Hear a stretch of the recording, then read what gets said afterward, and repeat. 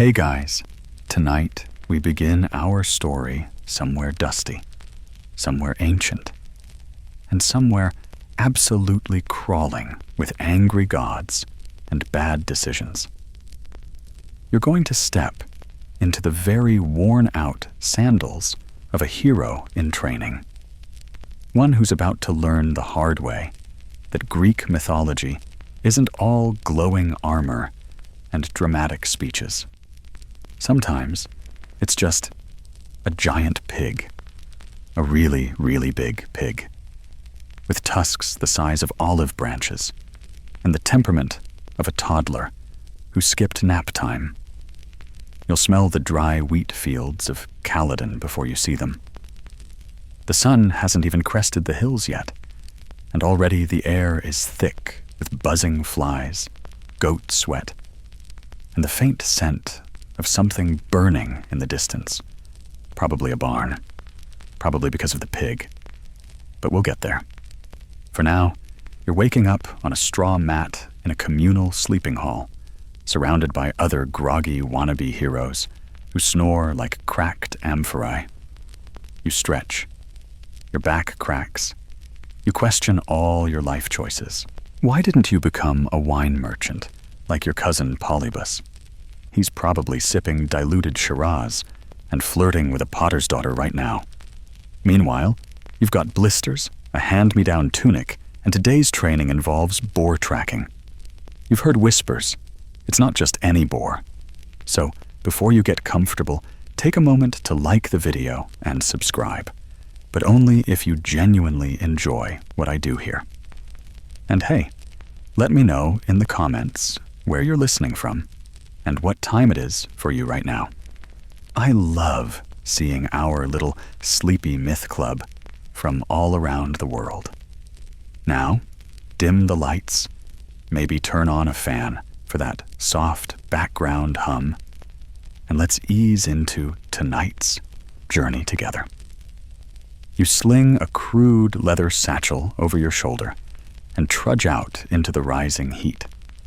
The road out of town is packed with hoofprints, broken cartwheels, and the occasional smear of what you hope is wine. The rumors have already reached the outer farms. A boar, sent by the goddess Artemis herself, is tearing through the region, leaving shredded vineyards and half-eaten oxen in its wake. And yes, some say it glows. Some say it screams like a man. Some say it can climb trees. None of that sounds great. But here you are. You're not a full-fledged hero yet, but you're one decent bicep and a decent catchphrase away. You've studied your epic poetry. You've lifted goats for strength training. And you've got a wooden spear with your name carved in it. Misspelled, but still. Time to do something glorious. Along the path, you meet others headed the same way. A brawny Thessalian named Pelon, a brooding Spartan with 3 scars and 0 conversational skills, and one guy who insists he once dated a nymph and won't stop bringing it up. Together, you march toward the city of Caledon, where everything's about to go terribly sideways. You arrive just in time to hear the town crier, a hoarse, old man, standing on an overturned amphora, scream, "To arms! To arms! The pig returns!" and then promptly collapse from heat stroke. A goat eats part of his scroll. Classic. Turns out, the boar, this freakishly huge, divine creature, isn't just terrorizing the countryside. It's toying with the people. It destroys fields at night, then disappears into the brush by dawn. Traps don't work. Spears bounce off its hide, and someone swears they saw it smiling, which, you'll admit, is not ideal. You pause at a merchant's stall to snag a piece of honeyed bread. Heroes get hungry too. And that's when you overhear it. The king of Caledon has issued a challenge. Kill the boar, and your name will be sung for centuries. There's also gold, and a wreath, and probably a goat. You nod. This is your moment. Except, things are a little messier than advertised. First, you hear the backstory.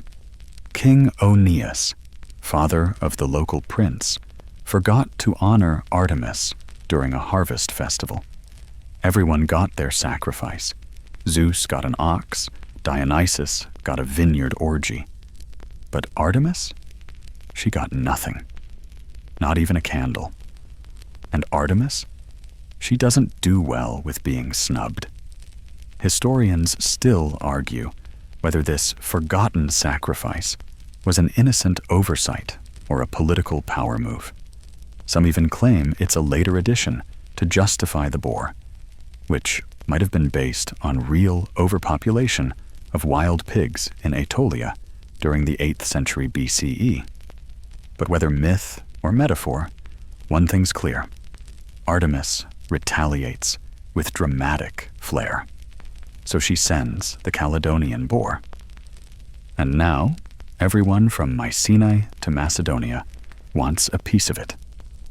You head to the royal courtyard, where the king, a man who looks equal parts grief and gout, is assembling a hunting party. It's an absolute circus. Beefcake demigods oiling their muscles, priests muttering incantations into chicken bones, a guy in a feathered helmet accidentally stabbing his own foot. You stand awkwardly between a shield wall and a basket of onions. Then you see him. Meleager, the Prince of Caledon. The guy's practically glowing with that hero energy. Broad shoulders, cheekbones sharp enough to slice cheese, and an expression that says, "I've definitely made poor romantic choices, but I'm still going to fight a monster." He glances at you, and for a moment, you swear he nods in recognition. Maybe he's sizing you up, or maybe he's just wondering why your tunic is inside out. You fix it, fast. That night, there's a feast. Roasted lamb, wine poured thick as syrup, and music that makes even the serious Spartans tap their toes. But tension simmers beneath the laughter. Everyone knows the hunt starts at dawn, and no one wants to be the one who becomes boar chow. You try to sleep, but your cot is made of straw and broken dreams. Somewhere in the dark, someone is loudly reciting their battle resume. Someone else is sobbing over a lost sandal. You close your eyes, thinking about tusks, fate, and whether your spear is sharp enough to matter. Tomorrow, you hunt a God-sent pig. Sleep tight. Section 2. Morning hits you like a poorly thrown discus. The sun's already blazing. Your mouth tastes like last night's goat stew, and you've drooled onto your only clean cloak. You sit up slowly, joints popping like a lyre out of tune, and realize this is it. Day of the hunt.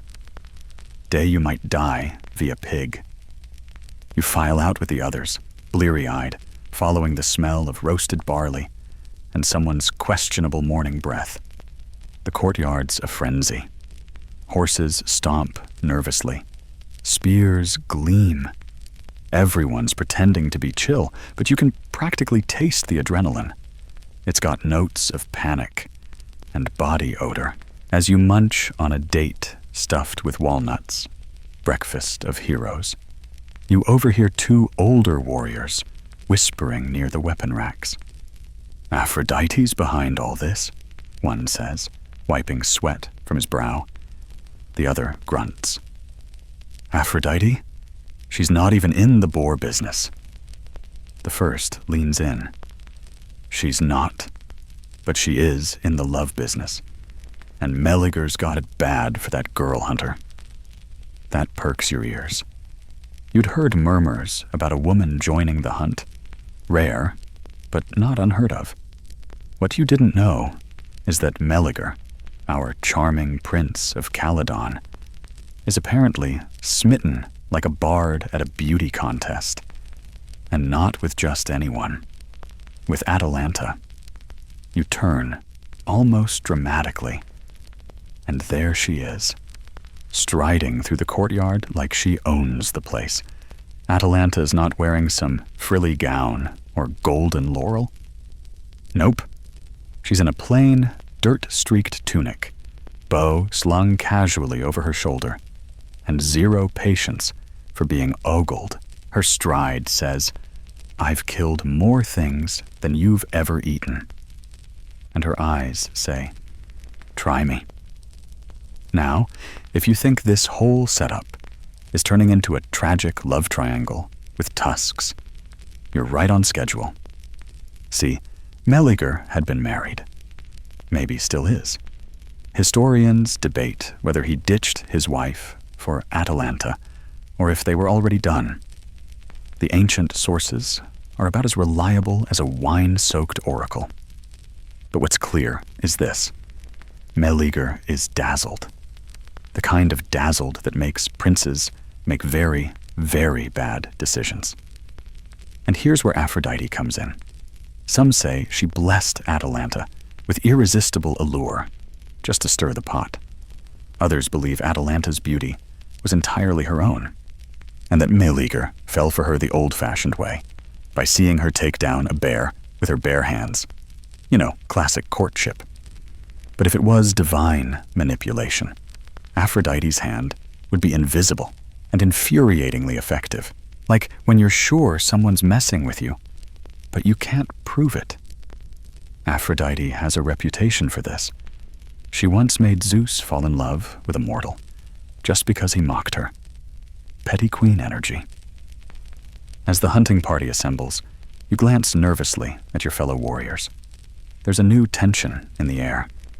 Not just the fear of death, but the crackling, powder keg vibe of men trying to impress a woman who could pin them to a tree in 3 seconds. Atalanta, for her part, sharpens an arrowhead with the focus of someone who's already planning her post-hunt snack. You mount your borrowed horse, a twitchy, overexcited creature named Soot, and try to blend in. You nod solemnly. You adjust your spear dramatically. You squint at the horizon like you're contemplating fate. Meanwhile, your stomach's doing a backflip, and your boots are on the wrong feet. The hunting party moves out, 100 strong. Hooves thunder, hounds bark, birds flee the treetops as you enter the woods beyond Caledon. The fabled site where the boar was last seen flattening a cart and terrifying a beekeeper into early retirement. You're assigned to the left flank, somewhere behind Meliger, but ahead of a guy who won't stop humming what he swears is a sacred war chant. The trees close in. Shadows thicken. You grip your spear tighter and whisper to no one in particular, "Please don't let me be first." A horn blows, the signal to halt. Tracks. Big ones. Fresh. Your heart lurches. The hoofprints are too wide, too deep, like someone dragged a battering ram through the forest floor. Nearby, a sapling lies splintered. Something clawed it. No, not clawed, gouged. You run your fingers along the bark. It's sticky and red. You look up just in time to see Atalanta step beside you, silent as moonlight. She nods at the tracks. "It's close." Her voice is low, measured. You nod back, trying very hard not to sound like a squeaky hinge. She slips ahead, bow drawn. And now, Meliger's following her like a particularly eager puppy with muscles. He whispers something you can't hear. She doesn't laugh. Meanwhile, Several older warriors grumble behind you. One mutters, "Women don't belong on hunts." Another scoffs, "She's just a distraction." You start to point out she's tracking better than any of them. But before you can, a branch cracks loudly in the distance. Then a low growl. Every muscle in your body freezes. The sound is wrong. Too deep, too guttural, like a boulder clearing its throat. The boar. You can't see it yet, but you feel it, like the trees themselves have tensed. Birds vanish. Even the insects go quiet. Then, just ahead, something moves behind the underbrush. It's massive, taller than a horse. A flash of bristled black fur. A glint of tusk. You suddenly wish you'd written a will. Meleager signals for everyone to fan out. Arrows nocked, spears raised, breath held. But the boar doesn't charge. It watches. And here's the thing. Wild boars aren't stupid. Even real ones are canny, aggressive, and surprisingly strategic. The Caledonian boar, however, isn't just real. It's divine. A gift-wrapped tantrum from Artemis. Some scholars think the myth grew from real encounters with massive Eurasian boars, which could be over 600 pounds of rippling, enraged bacon. But this thing's mythical. Its eyes lock onto yours. For half a heartbeat, you swear it smiles. Then it vanishes. Just like that, into the trees. Gone. Panic erupts. Someone yells. A dog bolts. Spears clatter. You nearly stab your own foot. It's a mess. Meleager curses under his breath. Atalanta sighs and says, "We'll get it next time." You try not to pass out. That night, back at camp, everyone's rattled. No one wants to say it, but they're starting to realize something important. This isn't a normal hunt. This isn't even about the boar anymore. Something's shifted. There are gods involved, and hormones, and more than a few overcompensating men. And you, stuck in the middle of it all, wondering if tomorrow might be your last breakfast date. Stuffed walnut. Section 3. Dawn breaks with an awkward kind of silence. No triumphant horn blasts. No warriors flexing dramatically at sunrise. Just stiff joints, bruised egos, and the dull realization that the world's most ridiculous pig has outsmarted 100 armed adults. You rise from your bedroll, still damp from morning dew or possibly your own nervous sweat, and watch the others stir. Someone's missing a sandal. Another guy spent the night crying into his helmet. You try not to judge. Last night, the boar stared you down and vanished. It's hard to feel heroic when you nearly soiled your tunic because of a pig. Over by the dying embers of the fire, Meleager sharpens his spear with a jaw clenched so tight you think it might snap off. The guy didn't sleep. He just sat there all night, eyes on the tree line, waiting, brooding. Classic prince behavior. Then there's Atalanta. She's awake before everyone, already stretching, like this is just another Tuesday. No visible fear, no complaints. She catches your gaze for half a second and gives you a single, almost imperceptible nod. You've just received your first acknowledgement from her. You consider framing the moment. A breakfast of stale bread and olives is passed around, along with water that tastes faintly of frog. You chew slowly, trying to digest both the food and your growing sense of dread. Today, the hunt continues, and the boar It's not playing fair. While others prep gear and trade whispered theories about magic pigs and divine punishment, you wander toward the edge of camp and find yourself lingering near the prince's tent. You're not eavesdropping exactly, but you do catch enough of Meliger's muttering to know one thing for sure.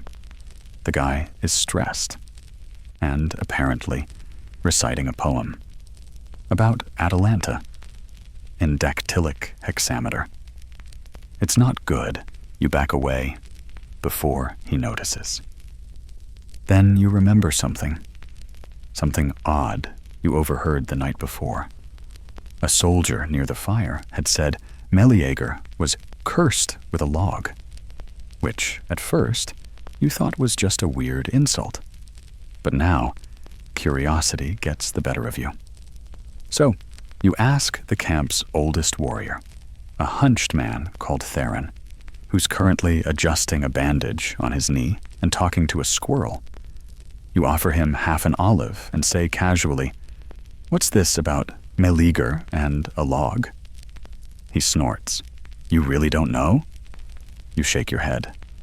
And Theron launches into a story.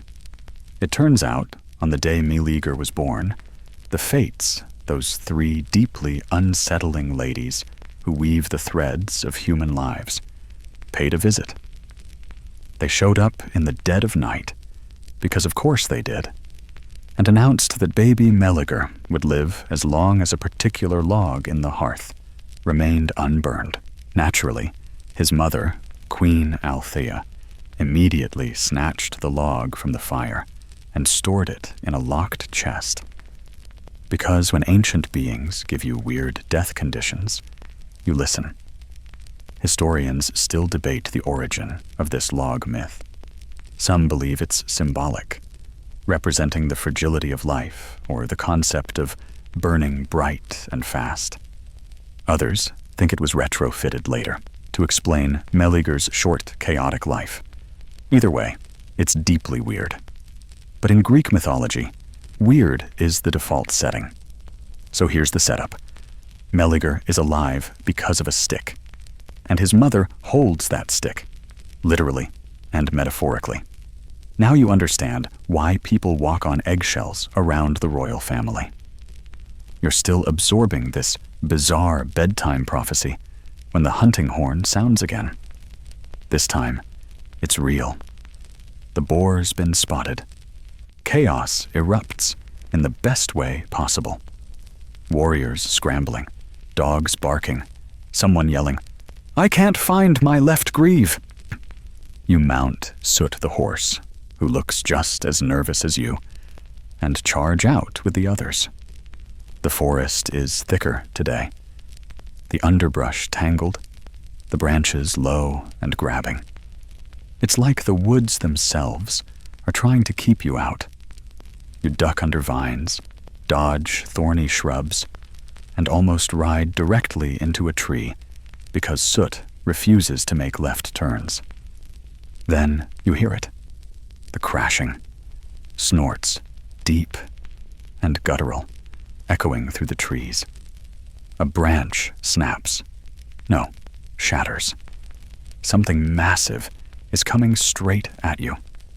The hunting party splits into a half circle. Archers climb trees. Spearmen spread out. Atalanta takes position near the center, bow drawn. Meleager hovers too close to her, trying not to look like a lovesick labradoodle. You try to control your breathing. Inhale, exhale. Don't throw up.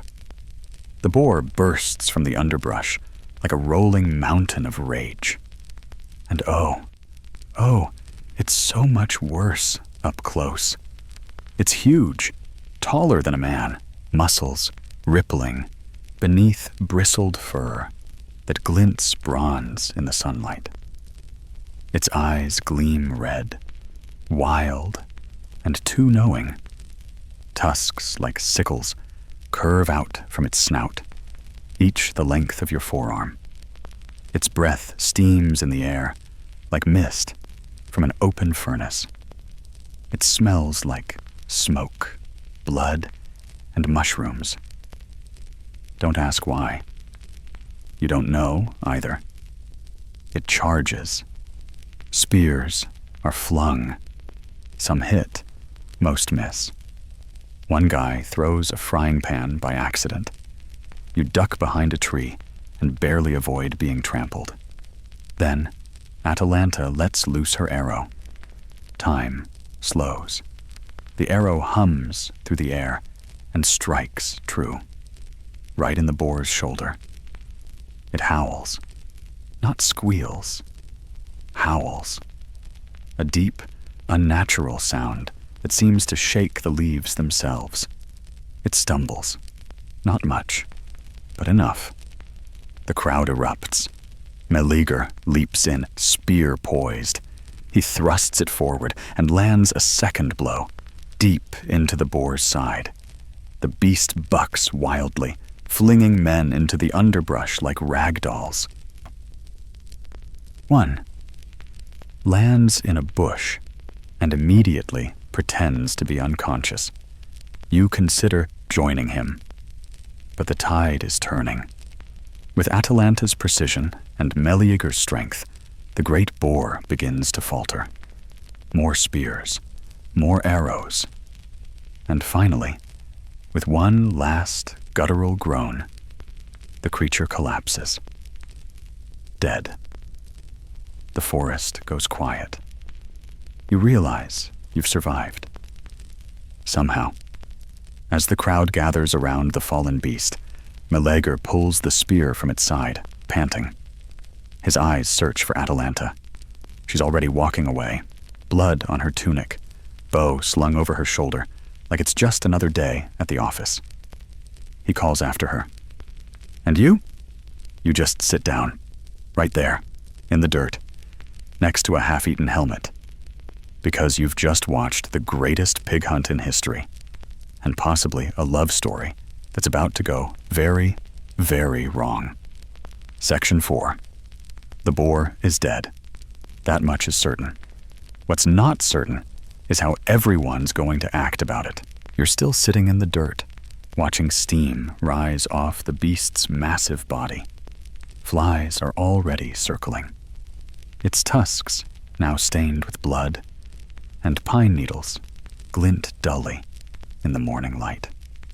A small puddle of something ominous, either ichor or very old grape juice, seeps into the soil. Around you, the crowd begins to shift from panic to pride. Warriors emerge from behind trees with spears they definitely did not throw. One guy limps over and loudly declares that he totally stabbed it in the leg, even though he was last seen hiding in a shrub and whispering apologies to Artemis. And right in the middle of the celebratory chaos stands Meleager, chest heaving, hair perfectly tousled, still gripping his bloodied spear like it's the lead in a tragic play. His eyes are locked on the woman who, let's be honest, softened the boar up for him. Atalanta. She hasn't said a word since her arrow flew true. She's already cleaned her blade, wiped the worst of the gore from her tunic, and slung her bow back into position, like this is just Tuesday. Which, for her, it might be. You stand up, slowly trying to regain your dignity and circulation.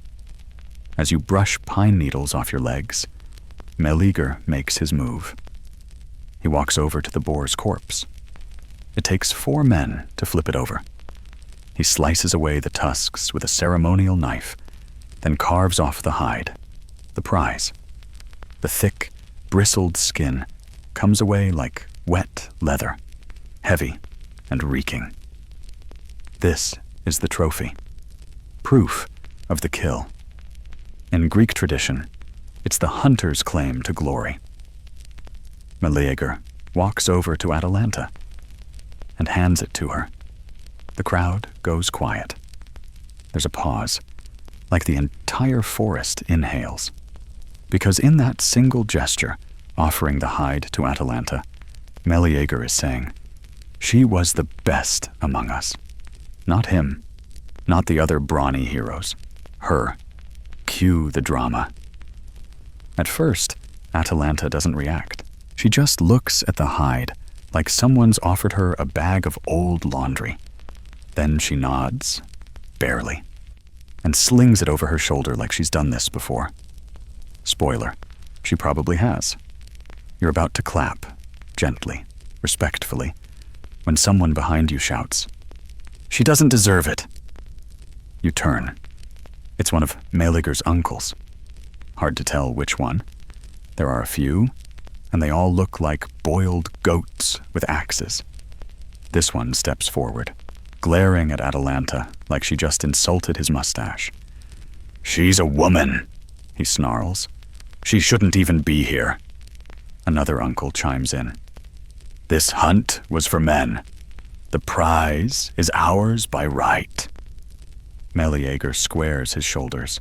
"She drew first blood." "But you killed it," one argues. "She weakened it. She embarrassed you." The shouting grows.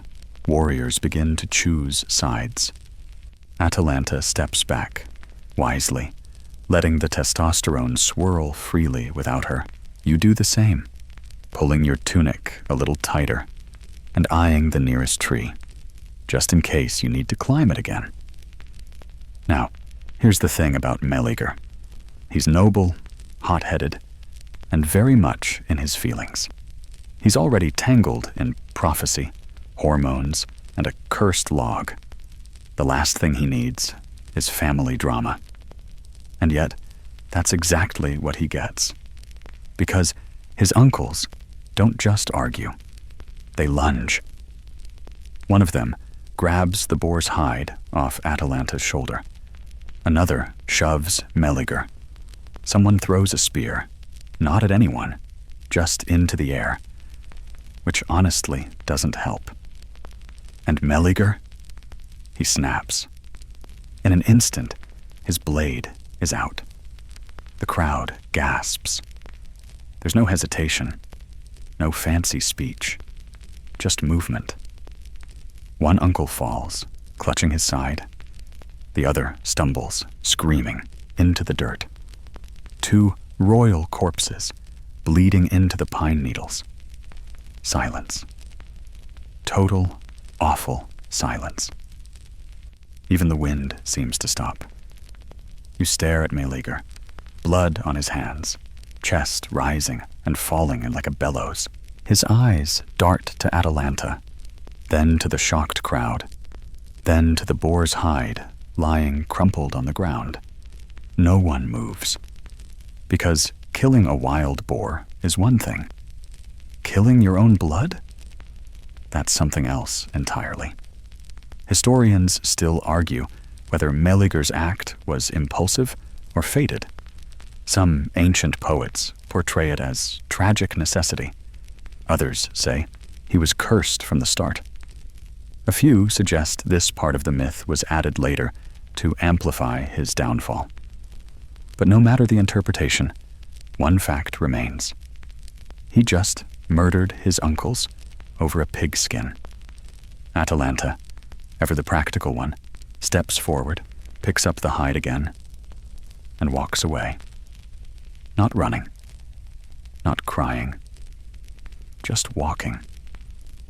She's done here. You glance at Meleager. His face has shifted, not triumphant, not even regretful, just hollow. You can feel the story turning, like a chariot veering off course. That night, the camp is silent. The fires burn low. No one sings. No one boasts. The dead uncles have been buried beneath two haphazard piles of rocks. Meleager sits alone, staring into the flames, eyes unfocused. You don't speak to him. You just lie back, staring at the stars, thinking about Atalanta's calm retreat, the moment the boar fell, and how glory always seems to come with an asterisk in Greek myths. Somewhere deep in the woods, an owl hoots, and maybe, just maybe, something divine watches from the shadows. Not Artemis, not Aphrodite, but the fates. Because things aren't done yet, not by a long shot. Section 5. Dawn doesn't so much rise as slink in, ashamed to witness whatever fallout comes next. The mood in camp is sour. Even the birds seem reluctant to chirp. You sip weak barley tea and avoid eye contact with anyone who witnessed yesterday's impromptu family stabbing. Which was everyone. Meliger hasn't spoken since the incident.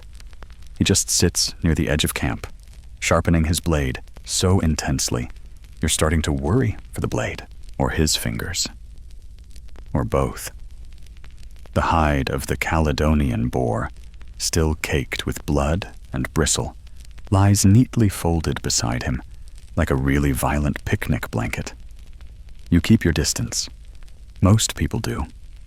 No one's entirely sure what to say to the prince who killed 2 uncles in broad daylight. Nice form? Great follow-through? Want a fig? No. Definitely not a fig.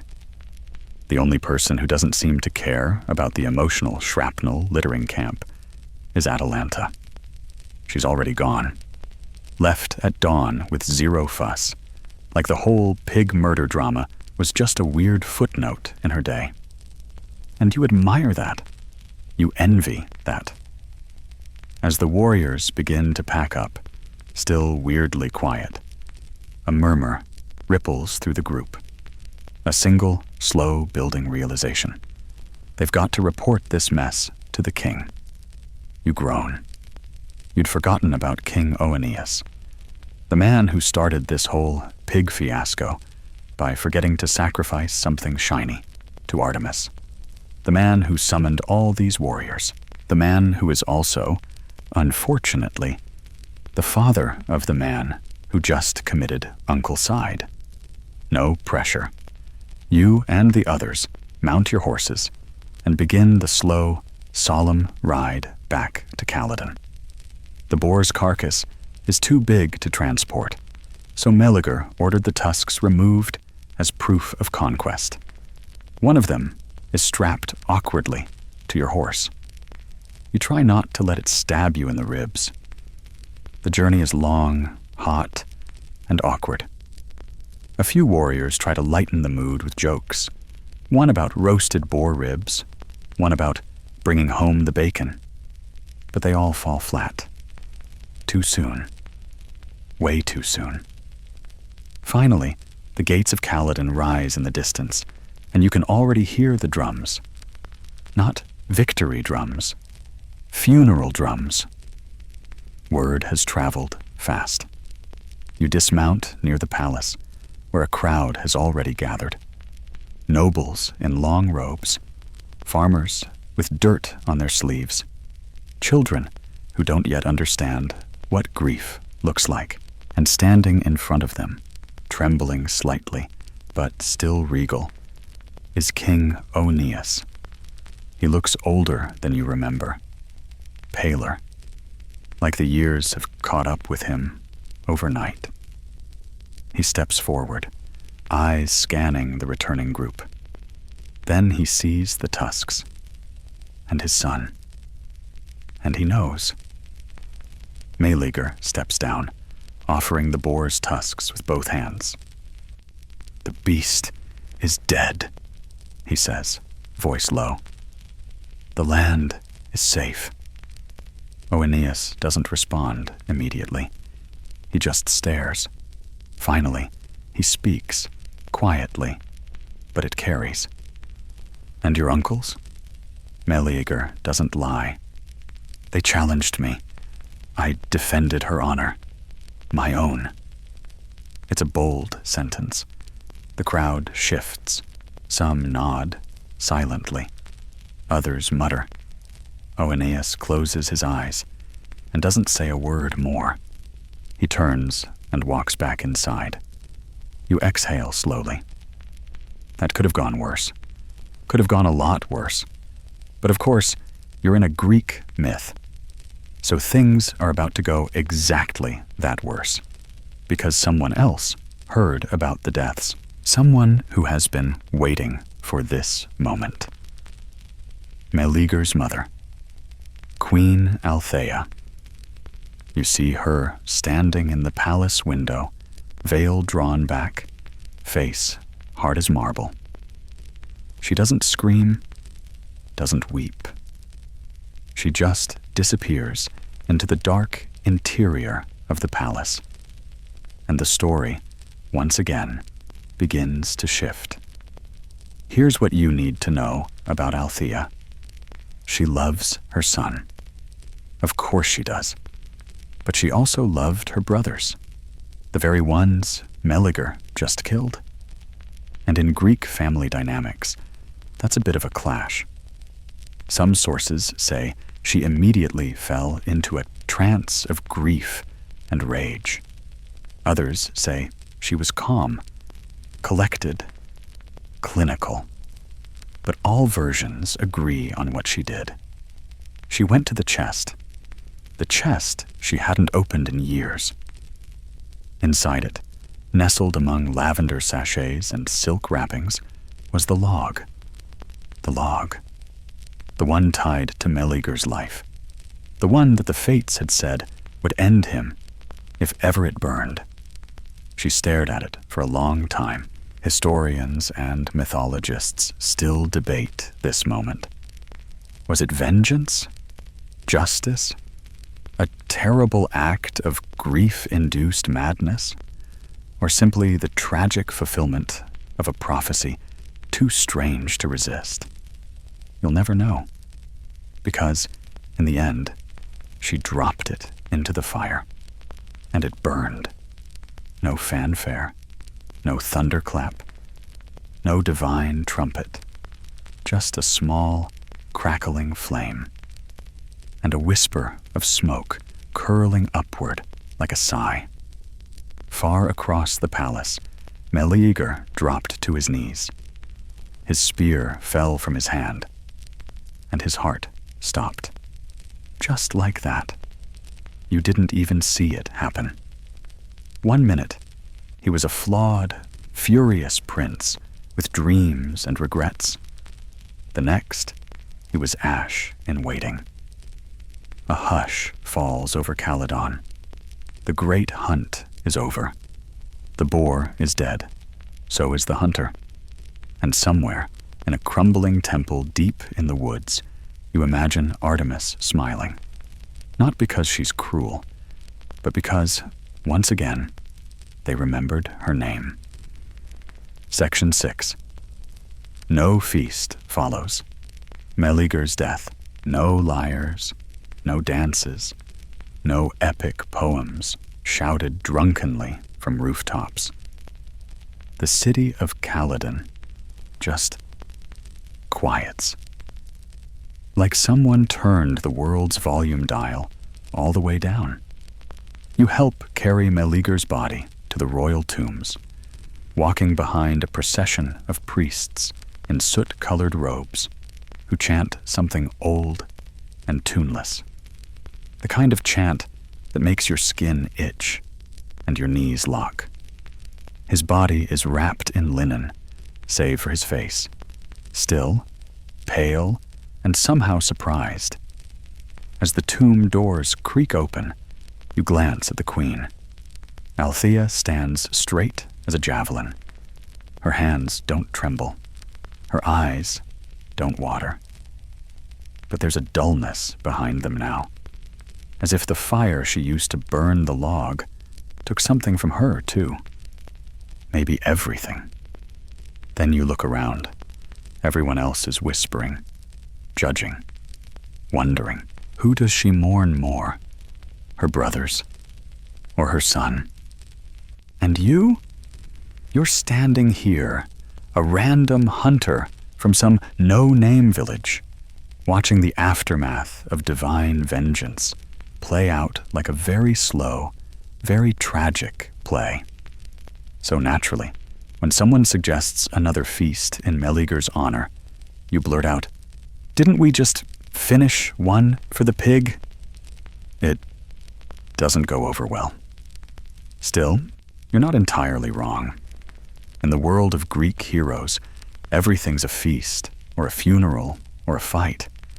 Sometimes, all three at once. And you're still waiting for this story to settle. But it doesn't. Because no sooner has the tomb been sealed than new warriors begin arriving at the palace gates. Why? Because everyone and their grandmother heard about the boar. And a boar that size makes for a bragging point forever. And many of these latecomers, they're mad they missed the action. You hear them bickering in the courtyard, guys with helmets too shiny and egos too large.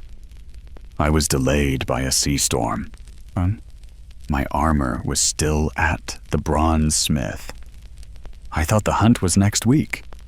You recognize a few names. Jason? Yes, that Jason, the one with the Argo and the golden fleece problems. Theseus shows up too, possibly lost again. He seems to wander into stories like a stray cat. Some minor demigods mill about, looking annoyed and sweaty. It's like an awkward high school reunion, except everyone's armed. Now, technically, they weren't part of the hunt. They didn't help kill the boar. But they want to be part of the story. Want their names sung in the taverns, painted on vases, scratched onto temple walls by bored apprentices with a crush. And here it is again, that very Greek problem. Who owns the glory? You take a step back and observe what can only be described as a mythological group project gone completely off the rails. One guy insists he saw the boar in a dream, and that counts.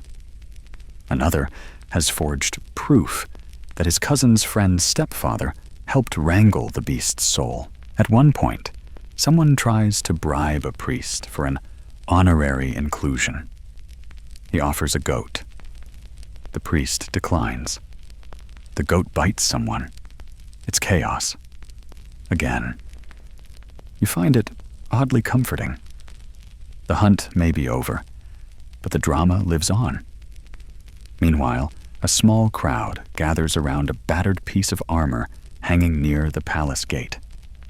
It's Meleager's, cracked, dented, stained with pig blood, and, if you're being honest, maybe some boar snot. Someone suggests it be turned into a shrine. Someone else suggests they melt it down and make an award, the Meleager Medal, for bravery. Someone jokes it would need to be fireproof. Too soon. The debates rage. The priests argue over what Artemis will demand next. The nobles argue over who should lead the city now. And in the midst of it all, someone finally says it out loud. "What happened to Atalanta?" You freeze. Because that's the real question, isn't it? She left the moment the boar fell. No ceremony, no farewell. Just picked up the hide and vanished into the forest like mist at sunrise. Some say she went home. Some say she returned to the wild. One guy swears she turned into a tree. Historians still debate this part. Atalanta's path after the Caledonian hunt diverges wildly, depending on the source. Some place her in future adventures. Some say this was her final tale. But all agree on one thing. She didn't stick around to watch the men argue over a dead boar and a pile of regrets. You sigh. Honestly, you don't blame her. The boar may have been monstrous, divine, and utterly chaotic, but at least it wasn't trying to steal credit. You find a quiet corner, near the edge of the palace garden. Sit beneath an old fig tree and close your eyes. The sun warms your face. For once, no one is yelling. No one is bleeding. The distant sounds of harp music drift through the air, and for the first time in days, you feel something close to peace, until someone steps on your foot. "Hey!" a voice shouts. "We need one more guy for the memorial wrestling match." You decline politely. You've hunted a God-sent boar, watched a prince die because of a log, and witnessed the slow unraveling of a royal family. You've earned a nap, and maybe, just maybe, a slice of dignity. Section 7. You dream of hooves thundering across a field, of arrowheads glinting in the sun, of a boar's scream echoing through pine trees, and of a girl, faster than wind, vanishing into the wild like a ghost who doesn't need closure. You wake up with a beetle crawling across your neck and someone yelling about breakfast. It's barley mush again. Cold, slightly gray. You eat it anyway. You've learned that hunger beats dignity 10 times out of 10. The city is restless. The people don't know what to feel. They're safe now. Crops saved, vineyards untrampled, oxen uneaten. But the cost hangs in the air like smoke that refuses to rise. King Oeneus rarely leaves his chambers. The queen hasn't been seen since Meleager's funeral. And the Caledonian hunt, once meant to bring glory, has left only grief and gossip in its wake. And then, just when you think things might finally quiet down, someone tells you to report to the town square. You shuffle out lazily, expecting another honor ceremony or public shouting match. Instead, you find yourself squinting into the sun at a tall, robed figure standing on the steps of the temple. His beard is long. His scroll is longer. He looks like he hasn't smiled since bronze was invented. This is the historian. Every Greek city has one. Some crusty, overeducated, ink-stained old man whose job it is to write down what happened, embellish it beyond recognition, and pass it off as cultural memory. He clears his throat, unrolls the scroll dramatically, and begins reading. It's, well, let's be generous and call it flawed. Meleager, son of Oeneus, brave and pure, struck down the beast with his mighty spear after a fierce battle of 3 days and 3 nights. You look around. Several hunters exchange eye rolls. Someone snorts. No mention of Atalanta. Not one. You raise your hand. "Excuse me, sir. What about Atalanta? She shot the boar first." The historian peers down his nose. Yes. She distracted it. Very helpful." "Distracted? She wounded it." "Semantics," he replies. "Semantics your sandal. You bite your tongue. It's not like this is new. Greek history is full of conveniently edited scrolls, especially when women steal the spotlight. But still, it burns. Atalanta deserved better. You remember the way she moved through the trees, the way she drew her bow like it was part of her breath, the way she walked away from praise without hesitation. She didn't need their approval. That might be the most heroic thing of all. And now she's being quietly erased, like a smudge on a statue, You storm off, leaving the historian mid-verse about how Meleager once bench-pressed a bull. You don't need to hear it. you saw the truth. The rest of the day unfolds slowly. You wander the palace, watching servants polish shields no one will use again. You find your favorite goat lounging in the shade, chewing meditatively on someone's sandal. You pat him on the head and consider the possibility that he's smarter than half the council. But then you hear something that makes you stop mid-chew. She's back. You whirl around. 2 guards are whispering near the gates. "Atalanta," one says. "I saw her this morning. She passed through the olive grove." Your heart does something stupid and fluttery. Without thinking, you rush out of the city and head toward the grove. The trees sway lazily in the breeze, silver-green leaves whispering secrets.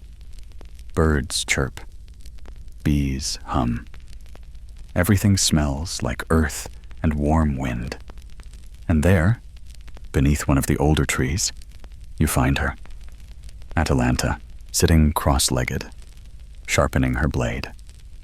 She doesn't look up, doesn't act surprised. You approach slowly. "You're back?" She nods. "Was never that far." A beat. "I thought you left for good," you say. "I did," she says simply. "But then I remembered something." "What?" She looks up, eyes sharp. "The pig's still here." You blink. We killed the pig." "The boar? Yes." She wipes the blade clean. "But the real pig, the one writing the story, still squealing." You grin. A small, sleepy laugh escapes. "You heard the historian?" "I always hear the historian." She stands. "I don't care what he writes. I was there. You were there. That's enough." Then she turns to go, and you say the first honest thing that comes to mind. "I think you saved us." She pauses. Then, over her shoulder, "I wasn't trying to." And just like that, she's gone again. You stand under the olive tree for a long time, watching the leaves dance. The sun's slipping behind the hills now, casting the world in gold. And you understand something. Heroes don't always stay for the applause. Sometimes they don't even want it. They just do what needs to be done, and then vanish, like arrows loosed into the wind. Later that night, as you lie back in the hayloft you've started calling home, you stare up at the rafters and think about Atalanta and Meleager and that monstrous pig who started it all. You think about the girl who ran faster than the wind, and the boy whose soul was tied to firewood, and the gods watching from above, probably placing bets. Sleep comes slowly, but when it does, it's full of wild woods, boar tracks, and the soft whisper of footsteps disappearing into trees. Section 8. Your dreams are a mess. You're sprinting through a forest, but your feet are hooves. Your tunic is on backwards, and someone's shouting about the sacred cheese wheel. You dodge a flying spear. A tree whispers your name, and then the boar. Yes, that boar appears in a taw and politely asks for directions to the underworld. You wake up tangled in your cloak, heart pounding, mouth dry. Morning light leaks through the gaps in the wooden slats above you. Somewhere, a rooster crows like it's auditioning for a tragedy. It takes you a full minute to remember you're not dead, and that the pig is, probably. Down in the courtyard, the mood is surprisingly chipper. Meleager's gone, the hunt is over, and somehow people are already returning to their usual routines. arguing over grain prices, gossiping about the queen, and trying to fix a cracked wine amphora with fig sap and optimism. You stretch, brush the hay from your hair, and limp outside. Your legs feel like they've been headbutted by a god. Twice. The city feels different now. Not peaceful exactly, but emptied. Like the tension that once hung over every olive branch has finally exhaled. You pass a group of children reenacting the boar hunt with sticks and enthusiastic squealing. One of them declares that he is Atalanta. None of the others argue. You smile. Maybe her name will live on, scrolls or not. You're halfway to the bakery. Someone mentioned honey cakes, and your stomach has opinions, when a familiar voice stops you cold. "Mornin', pig slayer." You turn. It's Pilon, the brawny, breezy Thessalian from the early days of the hunt. You haven't seen him since the boar first charged, and last you recall, he was clinging to a tree branch and praying to Hermes to turn him into a shrub. "Pilon," you say. "I thought you'd gone back north." He shrugs, chewing something that might be bread or extremely dense leather. Wanted to see how it all shook out. Also, I left my best spear somewhere out there. Shiny tip, definitely stuck in a tree. You both laugh. It's the kind of laugh people make when they've almost died together. "I heard about the boar," he says, "and the uncles, and the lady with the arrows." You nod. That about sums it up. "Wild times," he says, then leans in. "But did you hear what happened after?" You blink. "After what?" "After the pig dropped. I ran into a guy, friend of a friend, who swears Artemis herself showed up. Like, full goddess mode. Crown, glowing bow, the works." You raise an eyebrow. "And?" "She just stood over the body," he whispers. "Said nothing. Touched its forehead.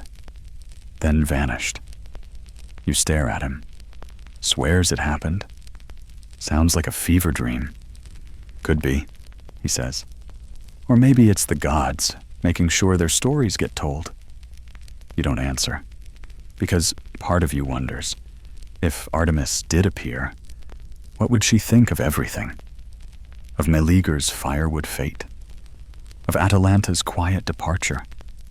Of the way mortals argue over glory like it's a tavern bill? Pilon claps you on the back, hard enough to rearrange your bones. "Anyway, I'm off. Got a cousin getting married in Phocis. Hopefully fewer pigs involved." He grins and saunters off. You never see him again. You finally make it to the bakery, just as the last honey cake is sold to a bearded man in sandals and a toga that says, "I am definitely not a minor god. Please ignore me." You settle for a sesame roll and eat it by the fountain, watching the townspeople bustle by. Then, a messenger appears. Not dramatic, not winged sandals or flaming scrolls. Just a teenage boy, with a tunic too big for him, and a scroll tied in goat twine. "Name?" he asks, squinting at you. You give it. He nods, hands you the scroll, and scurries away before you can ask any questions. You unroll it. It's written in neat, sharp script. No flourishes, no poems, just 6 words. "Meet me at the river bend." Below it, A. Atalanta. Your heart skips, or trips, possibly both. You know the place.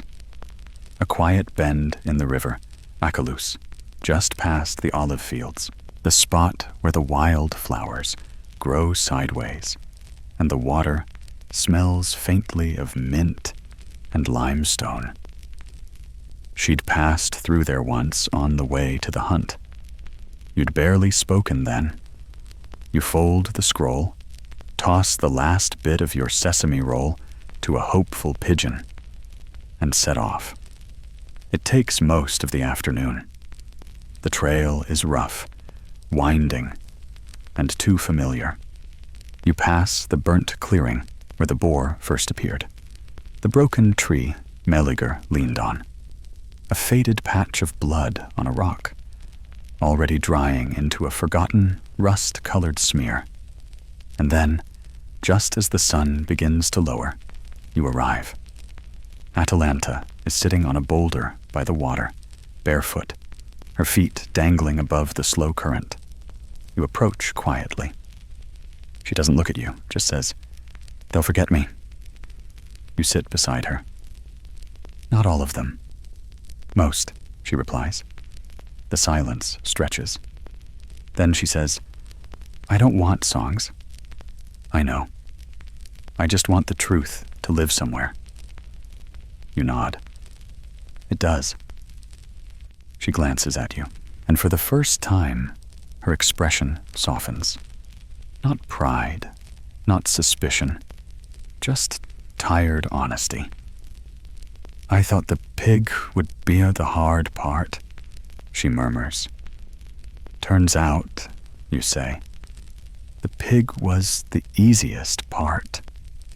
She laughs, once, quietly, and you sit there, the two of you, watching the river curve through the fading day, a place where myths rest and names linger, even if scrolls forget. Section 9. You don't ask how long she plans to stay at the river bend, and she doesn't offer it. Atalanta just leans back on her elbows, eyes half-lidded, watching the sky shift colors, honey gold to smoky lilac, then into the gentle bruise of nightfall. You both listen as frogs tune up, and crickets start their nightly bickering. You lie back too, careful not to look too casual, like someone who doesn't accidentally fall into rivers often. The stone beneath you is warm from the sun. Somewhere upstream, a splash, probably a fish. Hopefully not a god in disguise. The breeze carries the scent of thyme and distant fig smoke. You could almost forget the story you just lived through, if not for the faint ache in your legs, the scab on your arm, and the lingering image of tusks like sickles catching the light mid-charge. Atalanta breaks the silence. "I left something behind," she says, voice flat. You turn to look at her. "Not in the city," she adds. "In the woods." You wait. "A knife," she says. "My first one, from my father." You frown. "Didn't you say your father abandoned you?" "He did?" Her mouth lifts, just slightly. "But he still gave me a knife." Ah, classic Greek parenting. You don't press. She doesn't explain. Instead, she swings her legs off the rock and stands. Her silhouette sharpens in the dying light. Tunic fluttering, bow strapped to her back again, like she's never taken it off. She's in motion before you can fully register it. "Come on," she says. You blink. "Where?" "To get it back." You hesitate, then follow, because you're not really sure what else to do anymore. And, if you're being honest, being anywhere but Caledon sounds lovely right now. You trail her through the trees, deeper and deeper into the woods. The forest at twilight feels different. Not hostile, but ancient, like it remembers. The hunt, the blood, the thunder of hooves, and the stink of fear. Your boots crunch softly over old leaves, and the occasional branch grazes your arm like a memory. Atalanta moves like a ghost, No sound. No hesitation. You try to match her pace, fail miserably, and give up. After a while, she speaks again, low, like she's not really talking to you. "I used to think being fast would be enough," she says. "If I could outrun everything, I wouldn't have to choose." "Choose what?" you ask. "People, sides, whether to stay or leave." You nod. You felt it too, that constant tug-of-war between running toward something and away from everything. "Did it work?" you ask. She glances back. "Sometimes, so." You come to a clearing. Familiar. The trees still bear scars, scratches, gouges, scorch marks from flaming arrows, gone very, very wrong. The moss here is stained red, and the air hums with memory. She crouches near a fallen tree, pulls back a clump of wildflowers. And there it is. The knife. Simple. Worn. The hilt wrapped in faded leather. It looks too small now, child-sized. A token from a life that feels 2 centuries old. She picks it up, turns it over in her hands, stares. Then, without a word, she tucks it into her belt. You feel like you've witnessed something sacred, quiet, private, but real. Not the stuff of songs or scrolls, just a human moment in a forest that doesn't care. And then, naturally, the moment is shattered by snorting. Loud, deep, familiar. You freeze. Atalanta stiffens. No, it can't be. You pivot toward the noise, gripping your spear, your breath, your last remaining shred of rationality. And there it is. Another boar, slightly smaller, less apocalyptic, but angry, for sure, and absolutely charging. You yelp something heroic, like, "Not again," and dive behind a tree. Atalanta? She just sidesteps and plants her feet. Arrow out, drawn, loosed. The boar doesn't even make it 10 feet before it's down. You peek out from behind your tree with all the bravery of a startled marmot. "Is it dead?" you ask. Atalanta pokes it with her foot. "Yes." You exhale so hard you nearly pass out. Then you realize something. You didn't miss. She looks at you like that's the dumbest thing anyone's ever said. "I never miss." Fair enough. You sit on a nearby rock, catching your breath. "So, are giant pigs just a thing now? Is this going to be seasonal?" Atalanta smirks, and for a moment, there's peace again. That is, until she says, "There's more." You stare. "What do you mean, more?" She points toward the north. "Whole herds. Normal boars, but wild. Mean. Something stirred them up. Artemis didn't send all of them. Some came on their own." You groan. Loudly. "Fantastic. We've triggered the pork apocalypse." She chuckles, just once, then nods at the new boar's body. "We'll butcher this one. Make use of it. I know a camp nearby." And just like that, you're back on your feet, following her through the brush, dreaming of roast meat and not dying. And even though the forest still breathes with ancient breath, and the gods might be watching, and your legs are very unhappy with you, you smile.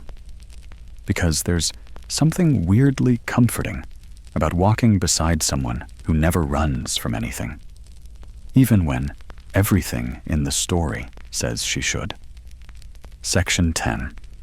You're not sure what kind of camp you expected. Tents? Banners? A guy named Stavros playing the lyre badly while roasting meat on a spit? What you get is 3 logs around a smoky fire pit, 2 sacks of dried figs, and a very tired goat tethered to a bush. That's it. "Welcome to headquarters," Atalanta says dryly. You nod, like this is the most luxurious camp you've ever seen. Very minimalist. I like the motif.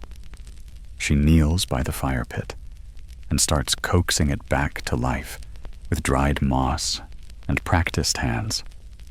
You, hero in training, spend 20 minutes trying to hang the boar carcass on a branch without giving yourself a hernia or covering your entire tunic in blood. You fail at both. The goat watches judgmentally. Eventually, the fire crackles to life and the meat begins to cook, slowly, with the kind of smell that would make even a Spartan cry softly.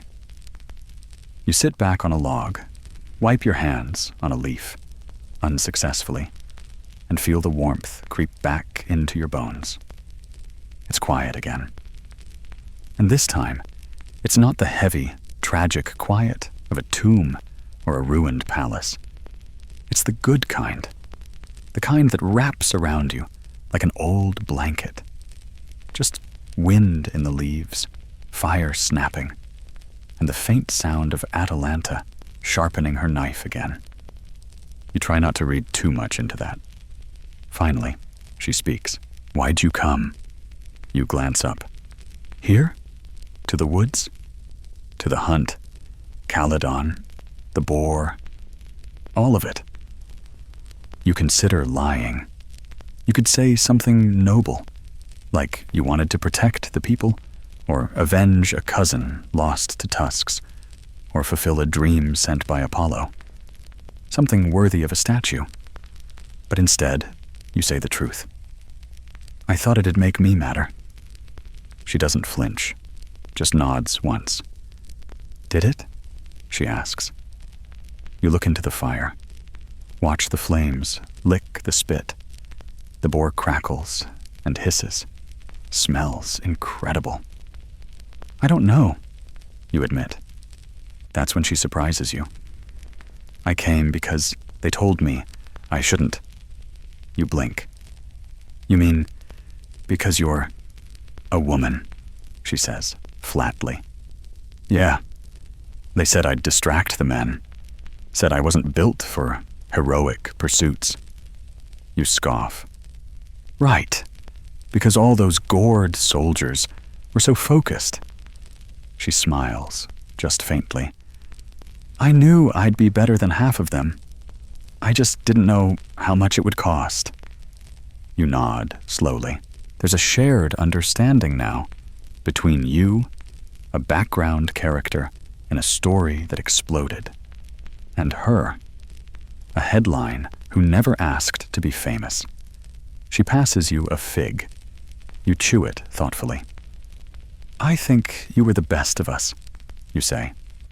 "Not just in skill, but in, I don't know, staying sane." Atalanta huffs.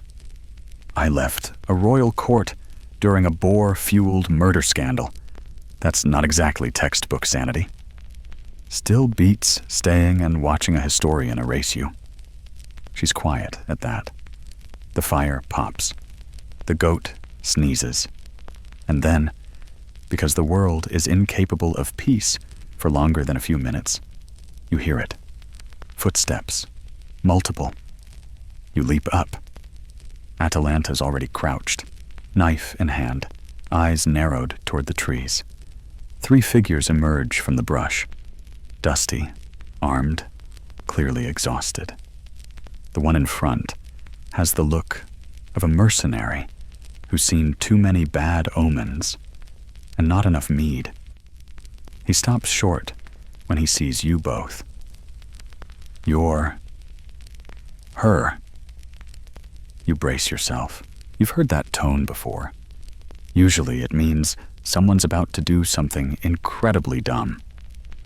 But he doesn't draw his sword, doesn't shout or threaten.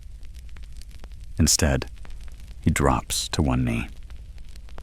"The people are talking," he says. "Word spreading about the hunt, about you. Some say Artemis herself blessed your aim." Atalanta stiffens slightly.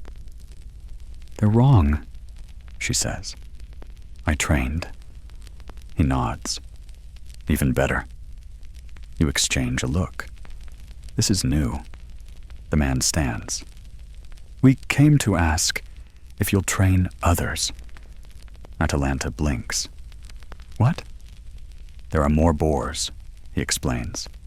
"Not like the one you killed, but wild, dangerous. The beasts are bolder. Fields are ruined. Villages scared. People need someone who knows how to track, to strike, to survive." You wait for her to laugh, to say no, to disappear into the woods again. But she doesn't. She just looks at you. You shrug. "They're not wrong." She sighs. "I don't want followers." The man tilts his head. "We don't want a goddess, just a guide." For the first time, you see Atalanta hesitate. Not out of fear, but possibility. She stands. "Stay the night," she says. "Eat." You blink. That's basically a royal invitation from her. The men nod, grateful, and begin unpacking their gear. You settle back onto your log, trying to absorb this shift. Atalanta, the loner, the one who walked away from kings and curses, might be stepping into something new. And you? You might be part of it. The forest hushes again. Somewhere above, a hawk circles. Below, the fire flickers. And in that little clearing, carved out of myth and bark and smoke, something begins that doesn't feel like a story ending. It feels like a beginning. Section 11.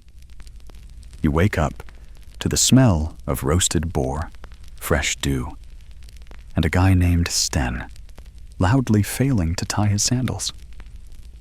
The three newcomers, Sten, Makar, and Linos, slept like stones on pine needles, and now move around the camp, like people who can't believe they've been invited to sit near a real, live legend. You, on the other hand, are trying not to look like someone who used a goat as a pillow. Atalanta is already up, of course. She's skinning what's left of last night's pig, humming something faint and rhythmless under her breath. Her knife flashes in the dawn light. You decide, yet again, that she could probably take down a centaur with a breadstick if she had to. You stretch, pop your spine in at least 3 places, and go for a sip of water that tastes faintly of pine cones and regrets. Sten, still wrestling his sandals into a knot, grins at you. "So, how long have you been traveling with her?" You pause. You're not exactly sure what to say. There was no formal contract, no sacred vow, no "congratulations, you're now Atalanta's traveling companion" ceremony. It just happened. You shrug. "Since the pig." He whistles. "Lucky." You glance at him. Lucky isn't the word I'd use. They start asking questions about the hunt, about Mayleager, about the hide. You answer what you can. You skip the part where you got stuck in a tree. Twice. Eventually, Atalanta stands, wipes her hands on her tunic, and tosses a handful of bones into the brush. "Training starts now." Sten drops his fig mid-chew. Atalanta gestures to the clearing, We're tracking today. You need to learn how to follow something without sounding like you've got pots strapped to your feet. She turns to you. You too. You blink. Me? You're not done. You weren't aware you had started. But okay. She leads you all into the woods, her pace brisk but smooth, threading through bramble and low-hanging branches like she is the forest. You try to follow her movements, how she walks toe first, how she ducks instinctively at the same spots, how she pauses every few steps and listens. Not just hears, listens. Makar steps on a twig. Loudly. Atalanta freezes. He freezes. She doesn't say a word, just looks at him. He wilts like an underwatered turnip. You all move on. Eventually, she stops and points at a patch of disturbed dirt. Tell me what passed here, she says. You all stare. It looks like dirt. Slightly dirtier dirt. Maybe wind? Sten guesses a badger. Makar squints and offers wild goat. Lenos just says pass. You, to your own surprise, say boar. She turns to you. You point at the faint sideways hoofprint. Wide splay. Heavy. Something pushed through here. She nods. The others gape. Do I get a fig? You ask. You get to do it again, she says. Fair. The day passes in a rhythm of silent tracking, whispered guesses, and a few mild bee stings. You slowly learn the feel of a creature's path, the subtle bends in the grass, the scuffed bark, the faint smell of musk or fear. It's oddly satisfying and exhausting. By late afternoon, your legs feel like noodles, and your brain like boiled barley. You plop onto a flat rock and consider becoming a professional fig farmer. That's when the argument starts. Lenos and Makar, both tired and pride bruised, begin bickering. Something about whether Makar pushed Lenos into a thorn bush, or if the bush just happened. Atalanta turns, expression flat. Enough. They both shut up instantly. I didn't come out here to play tutor, she says. I'm not doing this to make friends. If you want songs and praise, go back to Caledon and recite something to a pot. There's a beat of silence. Then she adds, but if you actually want to learn, stay. Keep your mouth shut. Listen. You expect one of them to quit, storm off, sulk dramatically, but instead, they both nod and keep walking. You fall in behind them, quietly impressed. This is starting to feel real. Not a story, not a doomed quest, just people learning how to live in a world with monsters. As the sun sinks lower, Atalanta pulls you aside. You did well today, she says. You blink. Don't get used to it, she adds, and walks away. Classic. You grin anyway. Back at camp, the fire is warm, the meat tender, and the goat has found your sandal and decided it belongs to him now. You don't fight him on it. As the others doze, you sit on your log again, gazing into the coals. There's still tension in the air, still talk of pigs, of what comes next, of how to prepare. But there's also a calm, a focus. You're not chasing glory anymore. You're building something. And maybe, just maybe, that matters more. Section 12. The next morning begins not with bird song or sunbeams, but with the sound of Sten screaming. You bolt upright, heart in your throat, spear in hand, ready to fight another monstrous boar, or worse, another historian.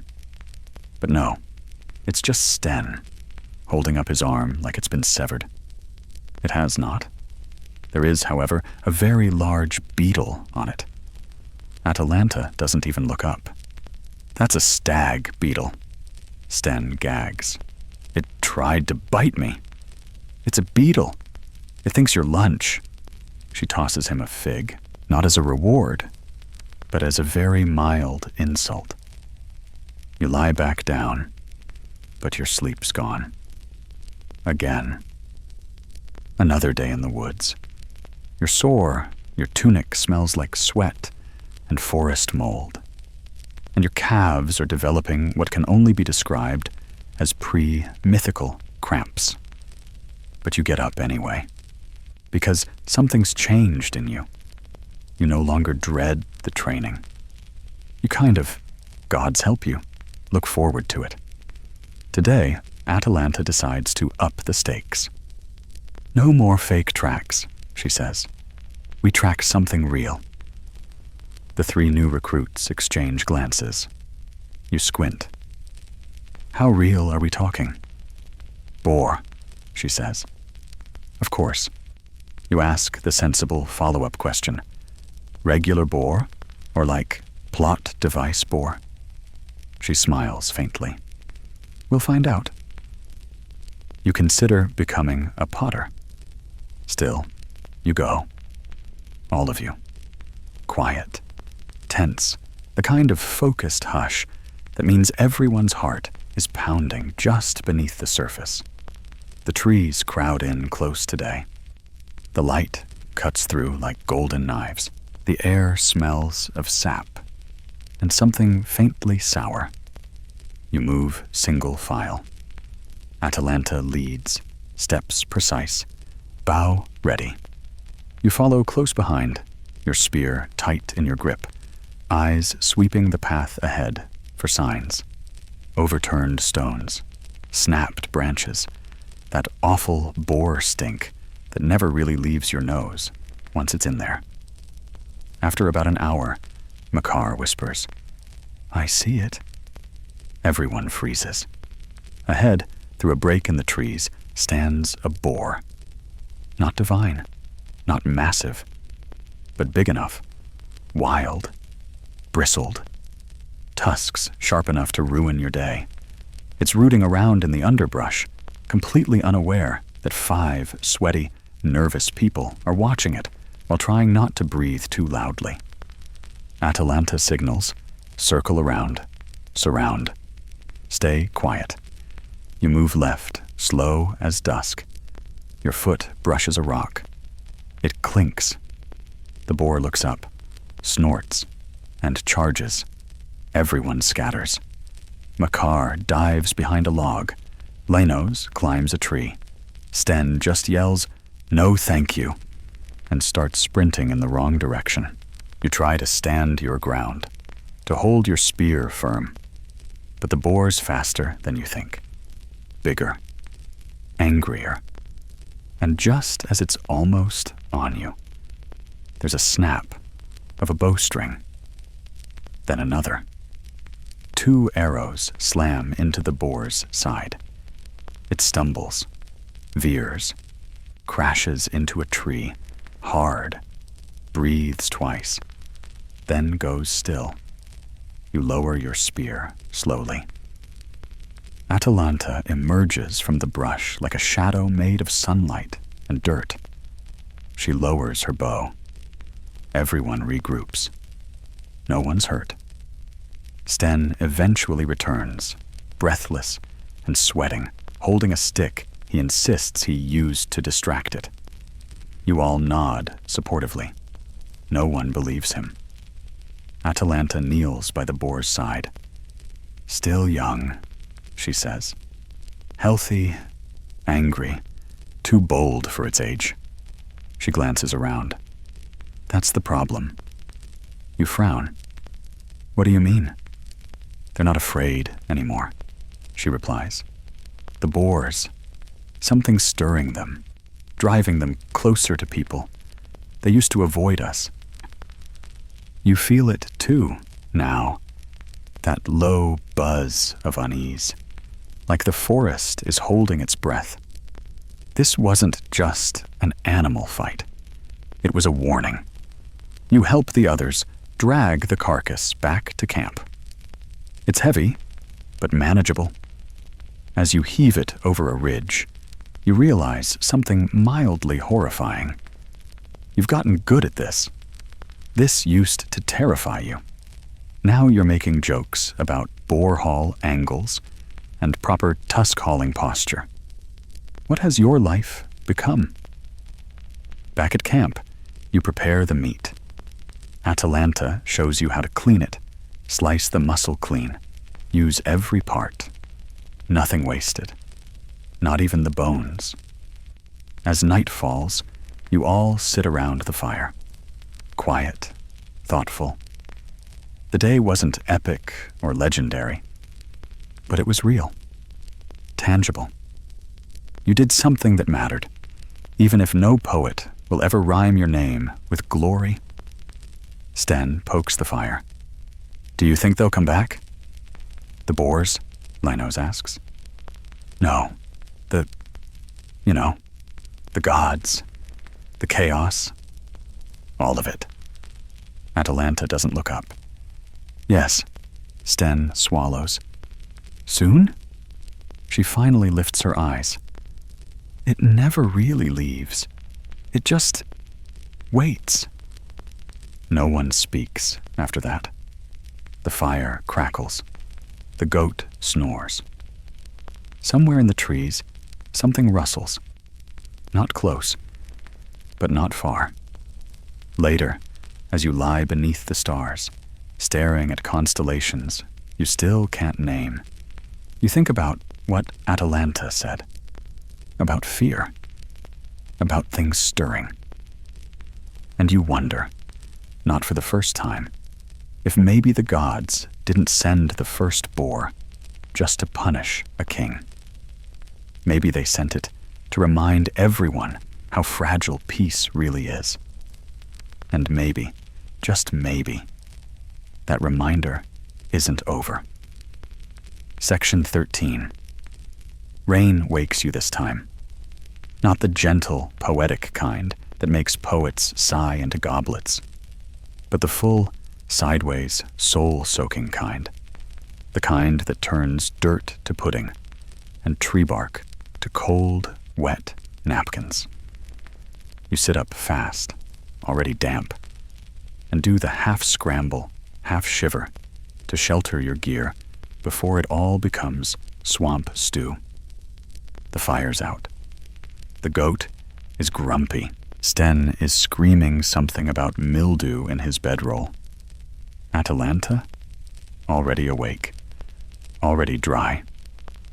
Of course. She's fashioned a makeshift cover from an old hide and some cleverly balanced branches. She tosses you a flat stone with a bit of dried meat on it. Breakfast, apparently. You eat it without question. By now, you've accepted that if she hands you food, it's probably edible. Probably. The rain isn't stopping anytime soon, so the day's training turns into an exercise in resilience. Atalanta leads you into the woods regardless, soaked cloaks and all. We hunt in the rain, she says. The boars don't wait for sunshine. You try not to resent the boars for that. You learn something new. In the rain, the world smells louder.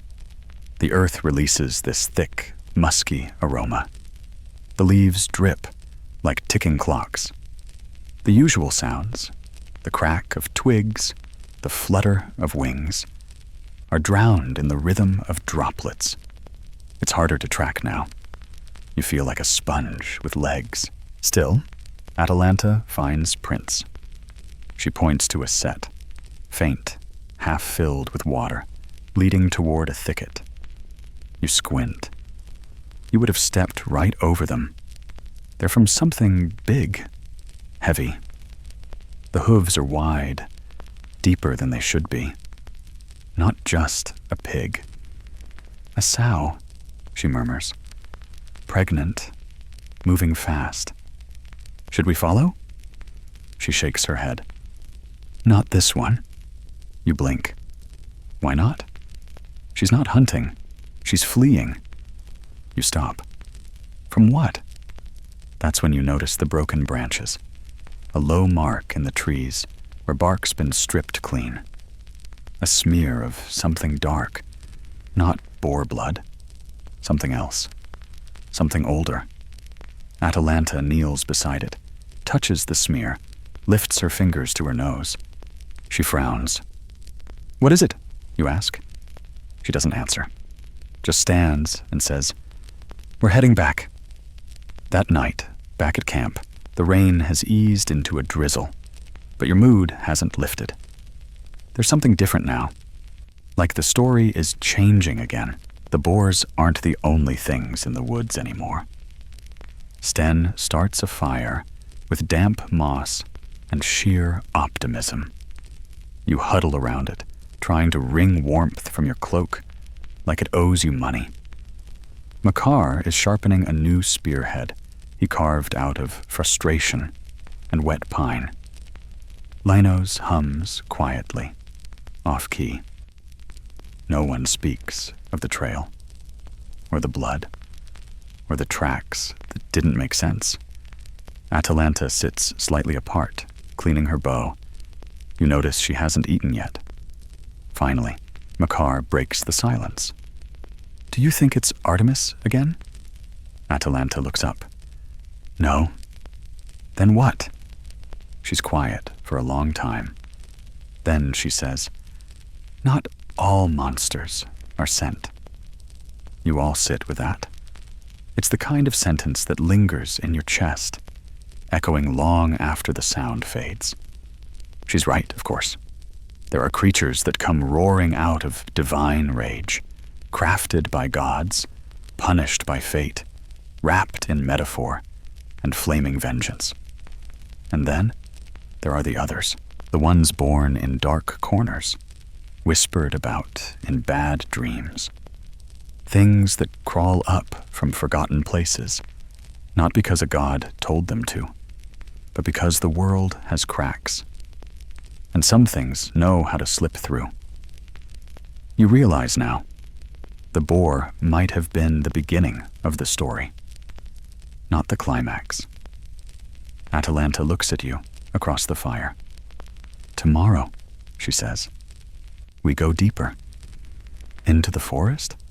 You ask. She nods. Where the tracks came from. Where it started. You want to protest. You really do. Your legs ache. Your back's got a permanent crick. Your spear is slightly crooked. And the last time you followed a trail, you almost got impaled. But instead you just say, okay. Because here's the thing. Somewhere between dodging tusks and learning to track, you stopped waiting for heroes to arrive.